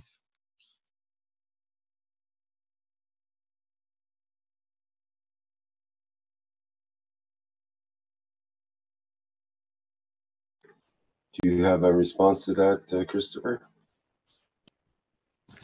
Yes, and that's exactly on track with my methodology and what I'm thinking.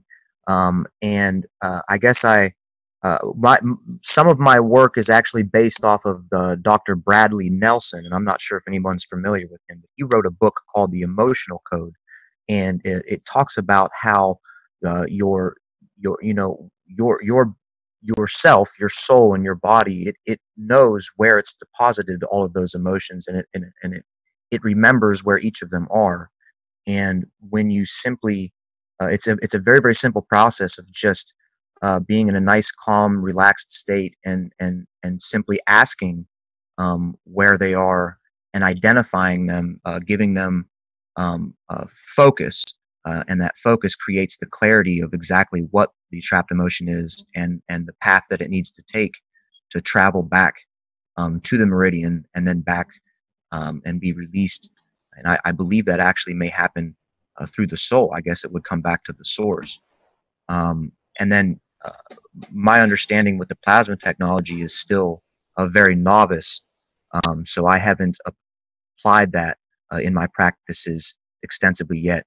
But the reason that I was wanting to speak is because I very strongly believe that the plasma technology is directly connected with what I've been working with already, with going directly to the source, and it sounds like what you're working with as well. Do those attract? Sorry, go ahead. A good response. I would imagine, Christopher, if you doing your work can in your studio or in your healing room or wherever you're working with your clients, if you could bring a Gans field into it by bringing the Gans into the environment, either with Gans jars in the four corners of your room, or spraying the Gans water in the air, or bringing somehow the Gans into the environment with zinc CO2, that it may help facilitate and create a field where these emotions are more accessible. So I think in that way we can use the plasma technology to influence the environment in which we're working with, to assist the person to do this release and clear the fields. Yeah, I absolutely agree with that. I think that's a wonderful idea, and it's just putting two and two together, because I've been using the plasma personally, and I hadn't realized until now that it really truly is working on the emotions and helping to heal those and release those blockages. So it's like combining the best of the technologies that we know to achieve the best result.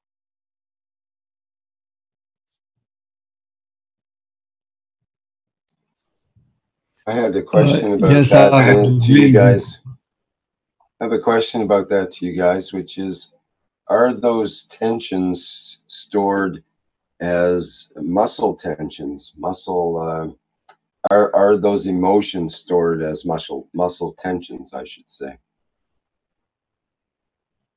Is that what you're seeking in the body? Is that precise location of that tension? And is that what gets released? with my experience, what I've seen personally is that these trapped emotions can manifest as yes, as muscle tensions, but also as things like arthritis and joint pain, and things like maybe you know, you have like bad acne or psoriasis in one spot or another.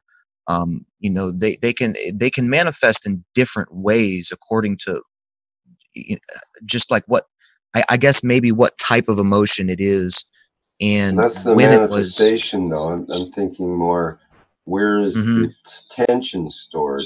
How do you get to that tension? Like in the case of acne or whatever, that might be an extra result, or like you wouldn't go to the acne as this. No, that's the cause of the emotion. What we do is what we do is we go directly to the body. We go directly into the soul, and we ask it what the emotion is specifically. So we actually identify the emotion specifically. So say it's disgust, or say it's worry, or say it's guilt, or emotions like these. We identify the specific emotion, and then we depending on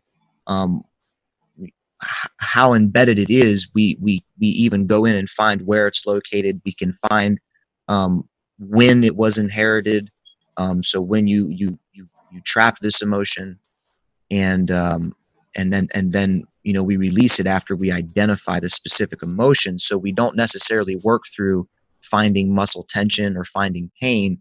We just work at the source, and we find the emotion at the source, so that we can just release that emotion blockage at the source. And then the release of tension, pain, and things like that, we see that happen only after the emotion is released.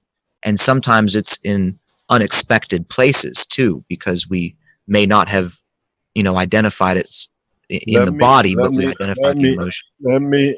Let me complete this, sir. You have to understand, we've done a lot of research on it. There's some 20 years of research on this. It's not excuses or somewhere we didn't expect. We all know where they're hidden. When a child is abused, many people are listening and they can relate to this, what I'm talking about. And you as doctors and physicians have to understand this. When every time a child is abused, psychologically, physically, mentally, sexually, or whatever, the child deposits that as a pain somebody. He has found a way to do it. Because I'm too small, I can't defend myself. One day I'll defend myself. So now the body has 200-300 spaces in the body which deposits these pains. And then what happens? As I said, I don't know how much you heard, but every abuse, every point the body has hidden, that body needs energy for it. It needs to find energy to sustain that pain.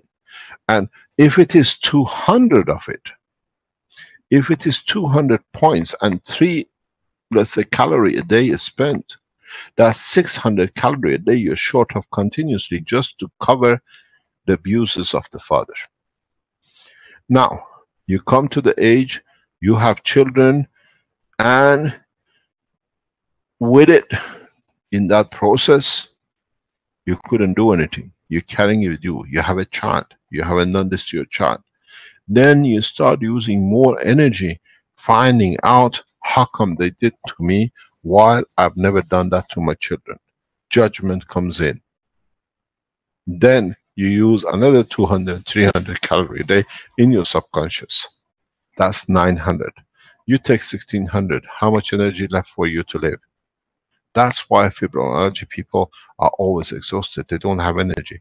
Because the hidden energy to keep that 300 to 200 points at 3 calories, 600 is always there.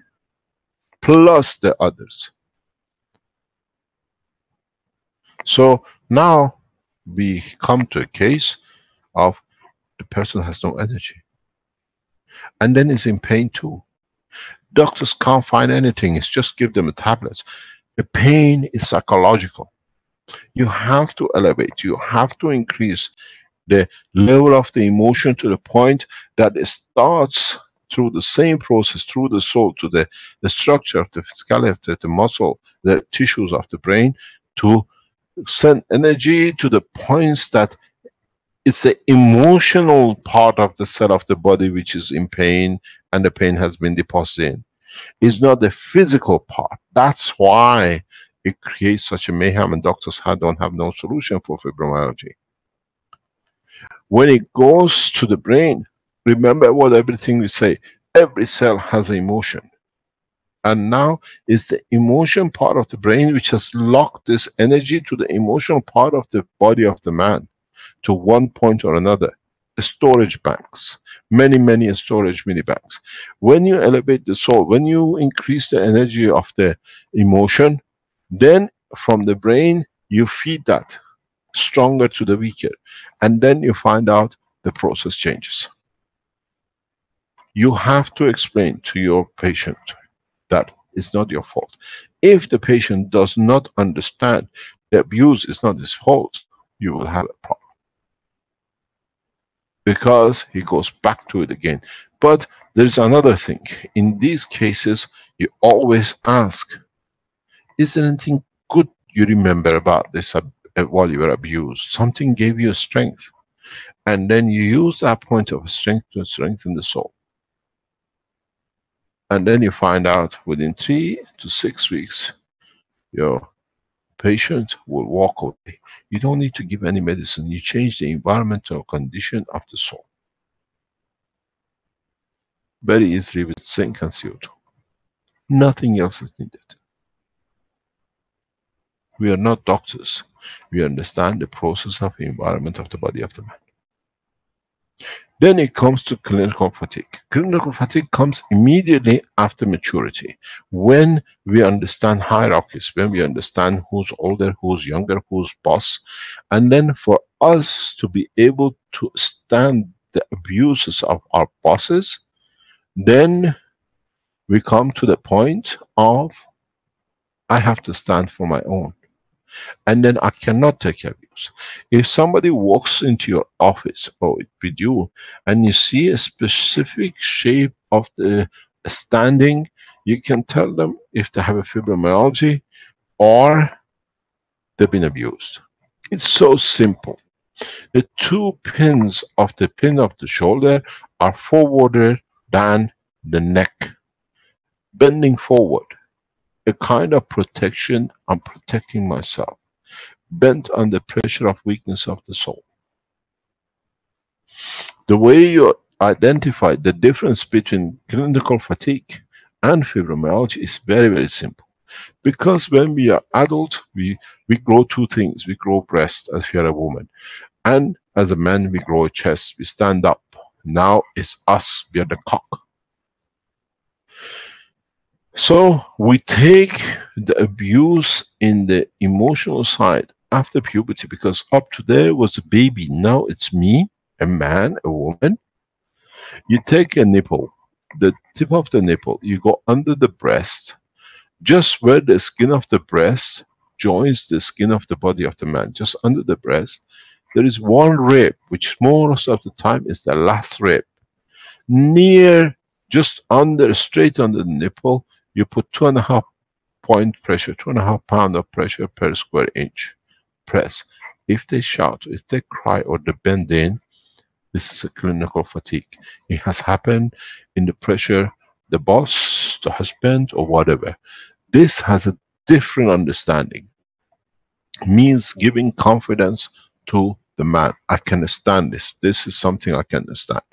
One of the things you do, again, you go to 80% zinc oxide, 20% CO2, and in the process of very 50 to 100 ml per day plus.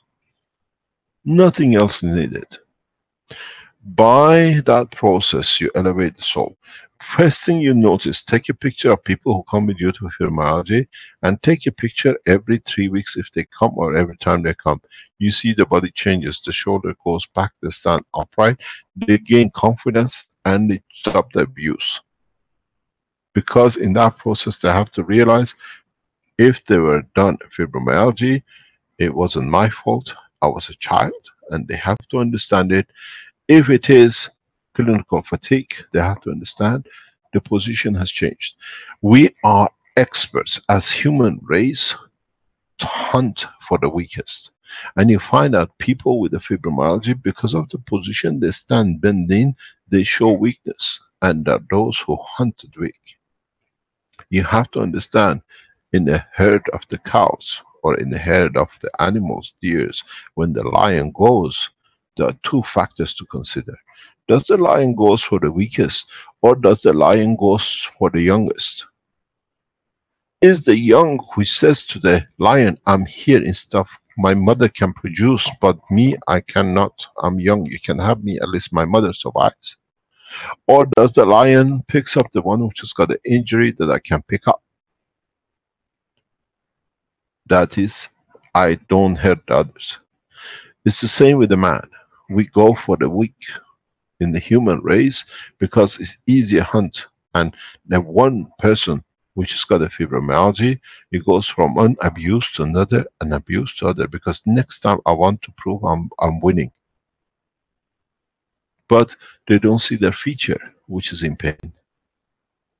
You change the structure of the man and the emotion of the man to stand upright, strong, nobody will abuse it. And you find most of the people who are in this kind of relationship, after they've gone through the process of understanding, and you repair the emotion that they find out is not theirs, and then you repair the emotional part of the cell of the body, they'll change their partners, because the partner they choose at that time was fitting to the abuse. This time they're understanding.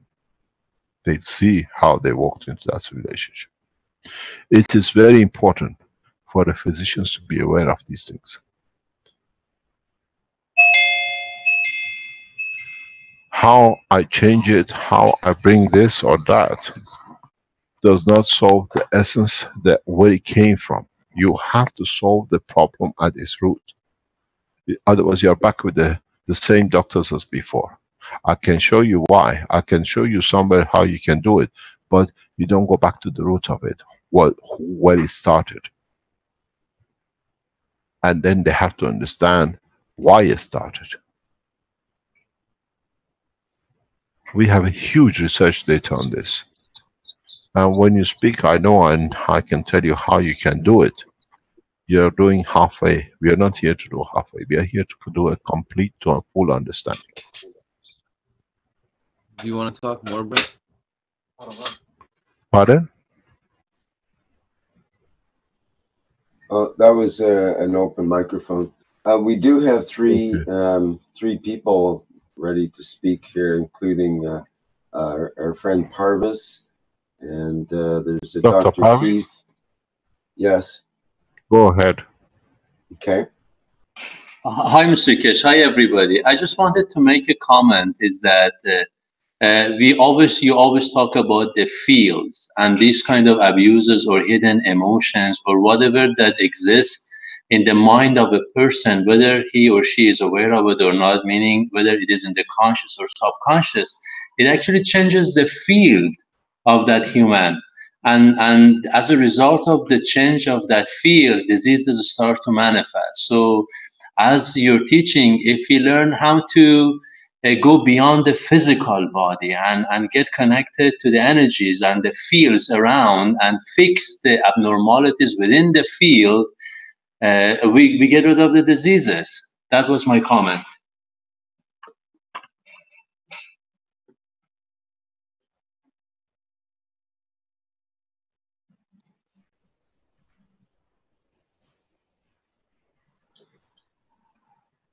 Okay, if there's no further comment on that, maybe we I could just hear. would like to. Hi, this is Stefania. Can you hear me? Because I'm on the train and I don't know if it's too noisy. Okay, perfect. Go ahead. I just would like to add. Good afternoon, Mr. Keshe and everybody. I would like just to add something what Pavlis just said. So since Keshe, you've been told us about the soul, and I was as I'm find myself for a few days with my dad, and because I'm close to him, I'm just start to try to work in a different way, where instead of use Gans or pens, paint pen or paint pad, anyway my dad will not use. I start to try to do like Mr. Paris just said, to try to connect. And I noticed that, of course, if when he's got an argument, for example, we had an argument yesterday with my sister, he felt very, very weak, because my dad, at the moment, he's got diabetes, so.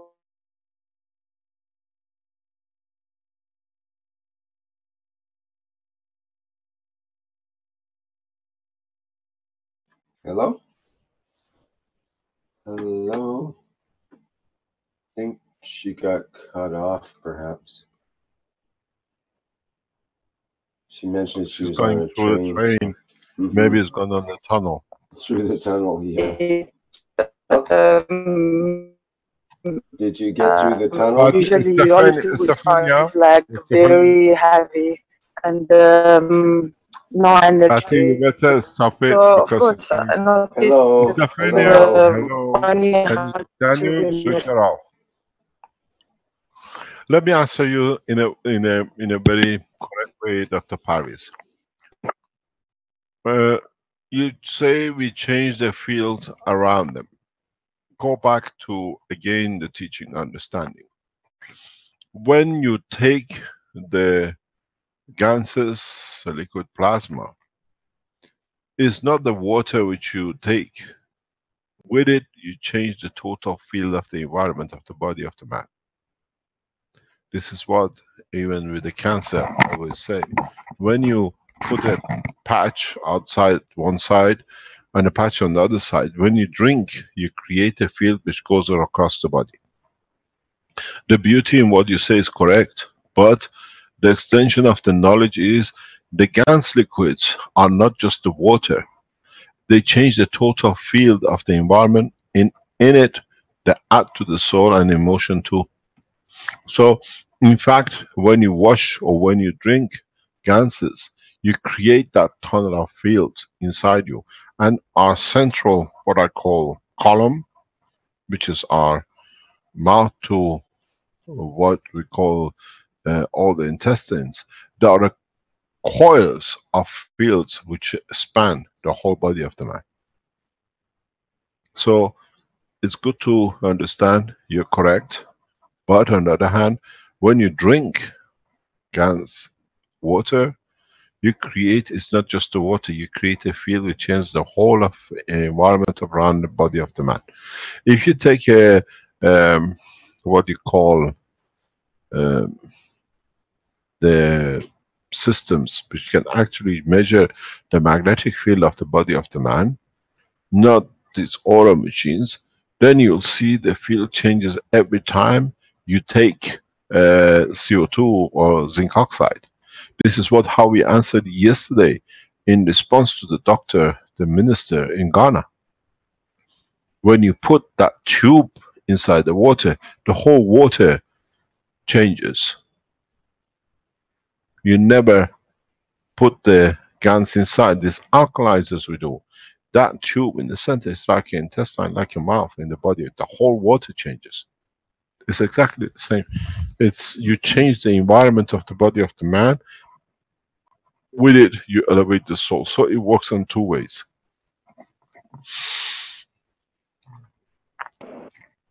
May I ask a question? It's Caroline. Good afternoon. Yes. Good afternoon. A lot of people are getting confused or asking me questions. The pineal gland, if this is the point of the soul. No. No. I wanted you to explain it.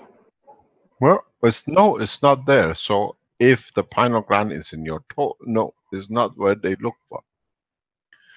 The thing is, you have to understand what's the function of pineal gland in reality, not just because they say it is.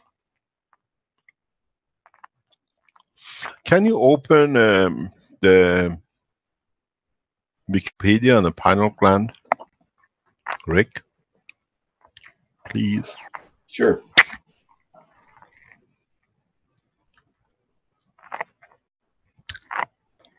Sorry, Keshe, I was cut off, but maybe, like you said, We'll leave you next time. yeah, I'm not meant to. I'm not meant to say anything.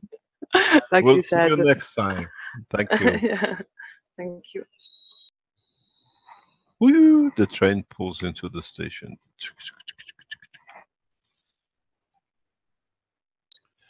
I have very strong belief, and I've done a lot of work with the fibromyalgia and clinical fatigue, and I've seen gorgeous results. People for 10, 15 years at home with clinical fatigue, living a normal life. Absolutely living a normal life. You see, the pineal gland, if you put a pineal gland down, where is the eye of the man?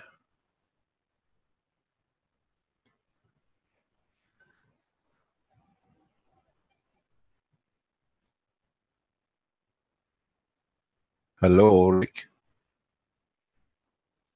Hello. Hello, Mr. Keshe.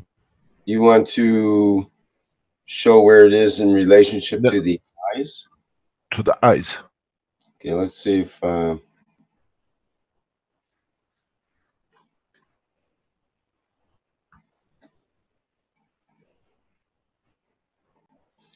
Well, there's a obscure picture from Descartes. I'm not sure if that answers anything. Maybe it does if we could decode it. Does that work or no? I think we need like a the actual. There's another picture. This one. Does that work?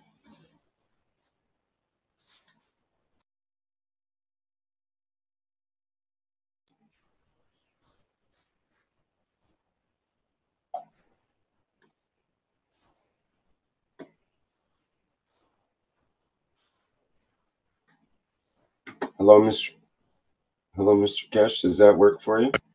Yes, can you turn it? It's exactly the opposite side of that gland. It sits right. That's not the position of the soul of the man. You can see it in all the x-rays. It's exactly opposite side.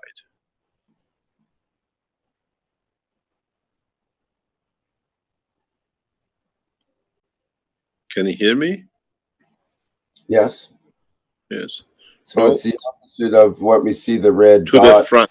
Yes, you can see it you can see it in the case of Naomi. You can see it in most of the cases. It looks like as is a gap between the back of the eye through the neural channel because it works through the sight of the vision.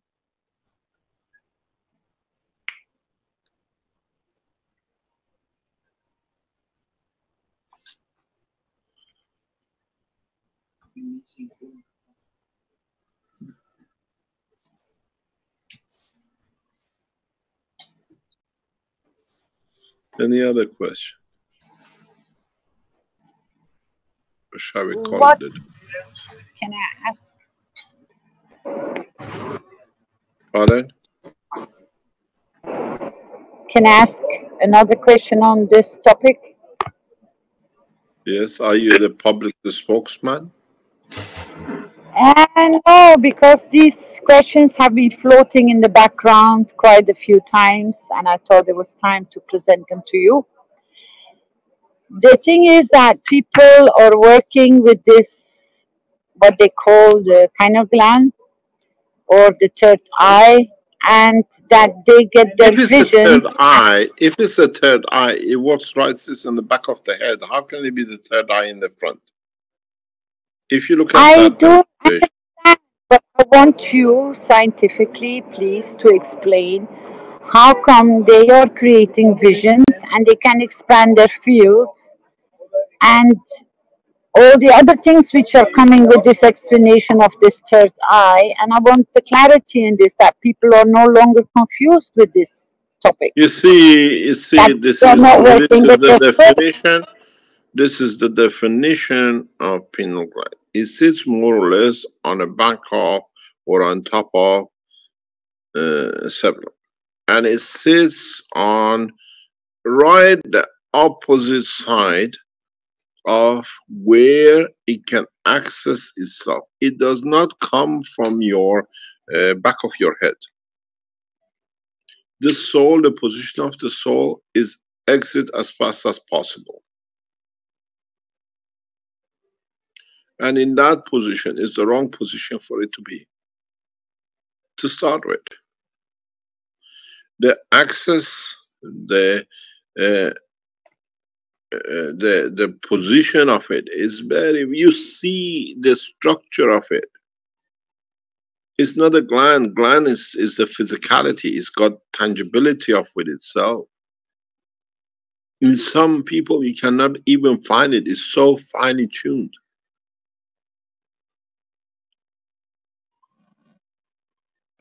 Then They can call anything the third eye. It sits on the back of your head, watches you from the back.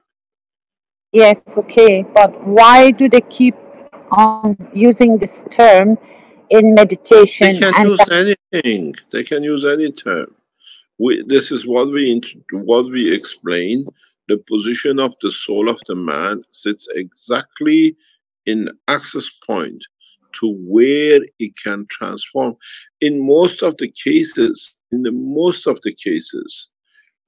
it sits in a tube shape than a spherical shape.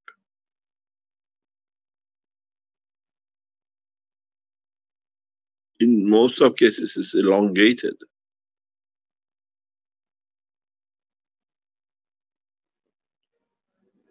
In most of cases, when it's centralized, it's very powerful. You find with the shape and the position of the soul, the behavior of the man too.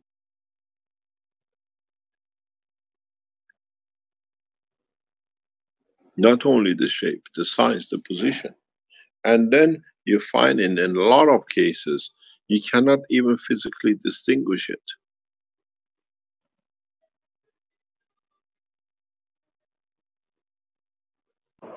what is essential use of this gland? Because I have It's chlorophylls. there, it's written. There's so many theories and so many things. This is what it does. It controls the sleep, it controls hormone. You read it, it's there. Huh? The point for this at the point of this gland, there is a dot, very small dot, which controls coma, which controls consciousness.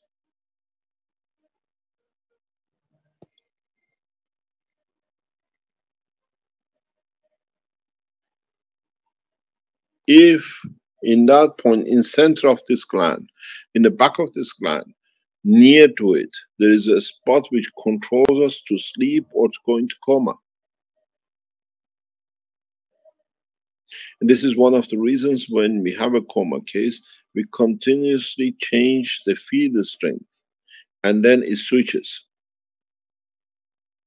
It's a contact point switch. It's more or less controls the way it has a very direct connection with thyroid glands. It's connected, its operation directly connected to thyroid glands. Because if you take your thyroid glands out, and in some cases it's cut the wrong way, you can fall to sleep and don't wake up. It's this gland which brings the switching on. It's very much like a taste and a smell. They are not connected, but they are connected in a strange way in the back of the brain to each other. This has got nothing to do with the soul. God forbid. This is one of the most physical connected parts of the body of the man.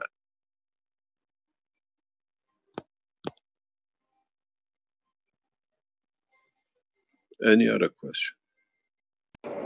Thank you for Your brain never goes to sleep, so it cannot have something which is controlling the sleep. A sleep is for physicality. The brain of the man, the soul of the man never shuts down. It's 24. It's a plasma. It's operational. It's the sun. Have you ever seen the sun going to sleep? Then you understand this gland has nothing to do with the soul of the man. It's to do with the physicality and control of the emotions. It literally controls you. Are you okay? Don't break your neck. It's almonds. Just Mr. Keshe, I'd like to share an experience I had the other day. Yes. What's your position? What do you do? My name is Christopher, and I live in West Virginia in the USA, and I've been working with energy work for a couple of years now, tapping into soul work and emotional work, and I really believe in what you're doing with going to the source, and I believe that you're completing the puzzle that I've been trying to solve with, you know, just elevating the soul. I hope it's not a cubicle puzzle, huh? Yeah. So I had this very profound experience a few days ago that was really unexpected, and I came home to the farm that I live on, and I had an overwhelming message that I had received to meditate and pray and send love and intention to the soul of Donald Trump. Which was very random, but I got that message, and so I did that, and I focused very intently on sending almost a pure ball of energy of love to elevate his soul and to send his soul energy so that it could feel the love and the appreciation that it deserves, and I found that through doing that, I was able to connect with Mr. Trump, and it was a really profound experience. And I've been receiving the message to continue that practice. And then when I talked to my friend Theodore, who is on this message board as well and lives here in West Virginia, he informed me that that was one of the main focuses this month with the Keshe Foundation is world peace, but also connecting with our leaders. And I wanted to share that experience that I had. I was able to do that. Thank you very much. At the moment, to those of us, especially to Chinese community, we have asked you, please work, send messages, work in elevating the souls up, and in a way, establishing a link with His Excellency President Xi as a leader of peacemaking in this time of a modern time of what we call evolution of the peace on this planet. As many of our Chinese friends were listening to the picture we shown on Monday of the G20, we see President Xi as a flag bearer of peace for humanity.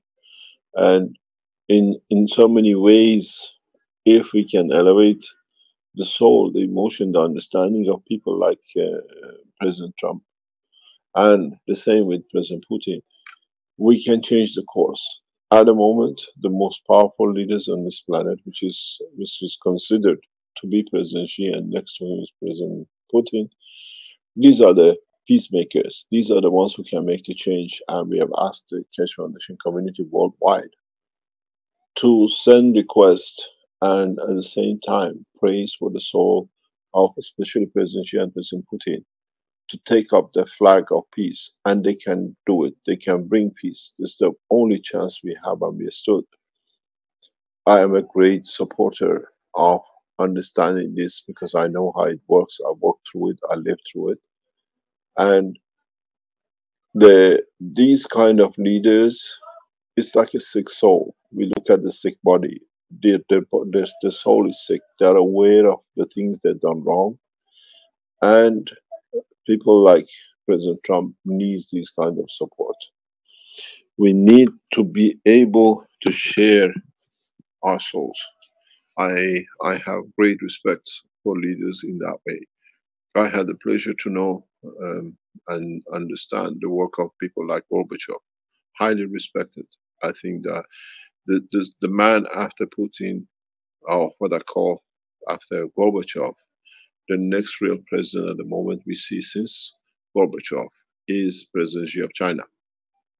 You have to understand what I've given many talks about the work of Gorbachev.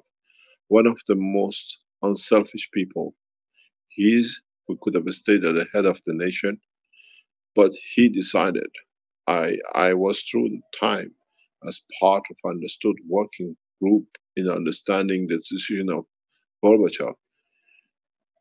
He sacrificed his own position, one of the most powerful men in the world, for freedom of his nation. The next person we see in line after some 20 years, in 90s, 30 years, is the man called President Xi of China. And we have a strong man with a strong resolution that there should be peace, which is President Putin of Russia. We enter the peace phase, but these souls need a lot of support and confirmation from us, especially Chinese community. Support your president. Send messages to him through your soul or in writing or whatever legally allowed in China to request him to take up the flag of peace. He's the only man which can guarantee peace for us as a human race. They have created the condition. It hasn't come by chance. As you said, you felt to pray for Trump. He needs a lot of praying. A lot has been done wrong. Not by him, but by the American nation. He's carrying the flag as a head. Maybe with him, that way we can change position. We spoke about fibromyalgia and the pain of the body of the man. The pain of the human race needs healing. It's time to heal. It's time to change. And that healing comes like you pray, you give sincerity for life to another man to elevate his soul, that when it comes, if you look, sincerely look, just open your pictures and look at the face of President Trump. Not a very happy face. Every face is in one direction of the camera. That man cannot even look. What am I supposed to do next? This is one of the most beautiful piece of pictures I have seen for a long, long time. Where does human race sit? Are we going to carry on? Or we need to elevate the soul of our presidents, that with it comes peace.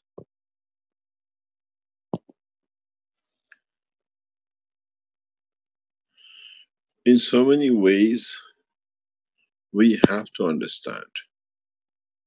We have to go to the extent that lost child of human race are the world leaders, if you understand it. These are need a lot of guiding, and the 7 billion of us to guide them. You know they call them lost tribes of Israel? This tribe of men in front of you, they're all lost. They don't know where to go anymore. They've done everything and nothing has succeeded to bring peace. And the 3 faces you see standing in the front, they will enforce it. They will enforce. They have the power, the physical power, they have a power of the soul, because you know they haven't done crimes the way it's done on the left side, or what do you call it, on the Trump side. Defending your nation does not make you a warrior. Attacking another nation makes you a shameful being. And then you have to pay for the burdens of it. 20 billion deaths washes the blood of American citizens. This is the number of people who have died because of the wars created by Americans in the past, since the Second World War. When you defend yourself, you're not a warrior, you're defending to stay alive. Those who plan attacks have to pay for what is done. If you have 320 million Americans, let's say you have 360 million, 20 million death, you can see how much you have to carry. It's a very heavy burden. The nation's soul is breaking on the back of it. And then you see the other souls, other nations. They stand firm. We haven't seen many wars, especially since China has taken more and more economical power around the world with the literally directions of their leadership. We don't see that many wars, not in Africa, nowhere else. The only place we see war is where the British and Americans are busy with, and they make it so big. It's only, what, 200-300 million are busy with each other. The rest of the 6 billion don't even care, because it's nothing to do with it. It's children playing games who's more powerful. Pray for the soul of Trump. He needs a lot of it because he's carries for the whole nation of the United States. And at the same time, our Chinese friends, our Chinese Keshe Foundation followers, write and ask, as we said on Monday, for President Putin and for President Xi to take up to become the leader of the world for peace movement. Now we ask President Xi to walk the Mount Carmel and bring peace. It's the only way he can do it, and it'll take again another maybe long time to find another leader so strong and steadfast in peace. We saw him how he walked away. He literally walked away from a trap set for him between Philippines and China. We saw him again in another case. We saw him again in the situation with the Vatican. Man of wisdom of peace seldom come on the face of humanity. And we see two of them next to each other. I always praise President Putin. Those who've been around me understand. Very dedicated man to peace, but with wisdom and a lot of strength. We need to promote peace through every way we can, that we can achieve it, and find the men who can bring it in. And President Xi is more or less the only one who can do it. He has all the tools, as a world leaders has. Solid nation, peaceful nation, nation which has taken into arms to make sure the Americans don't create more wars, not for China to create wars. You have to understand the policies been taken by Chinese government. The strength in defense is to defend themselves against warmongering which are there, not to create war. It's a huge difference. And if President Xi can walk the whole nations to Mount Carmel or create a condition of peace, then we can achieve it. My praise and my soul goes to him, and I hope he will see the path of peace. And we have taken our position in that respect.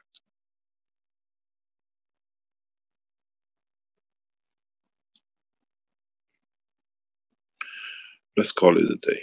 We are still waiting for a response from the U.S. House of Justice for permission to use Mount Carmel. If we do not receive response, we'll take the next step. My request will be very direct, and you will know it. Thank you very much indeed for today. Okay, thank you, Mr. Keshe. And those who still have questions left, you can take them to the next workshop tomorrow, which will be at 10 a.m.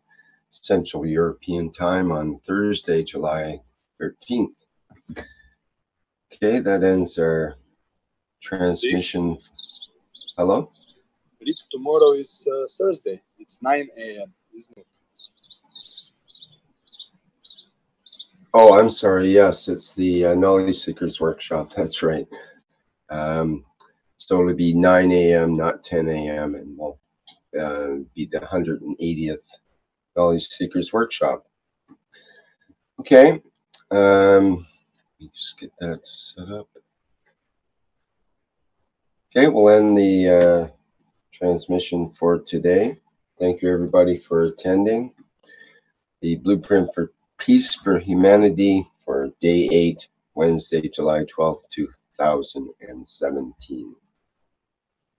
Okay, I'll end the live stream.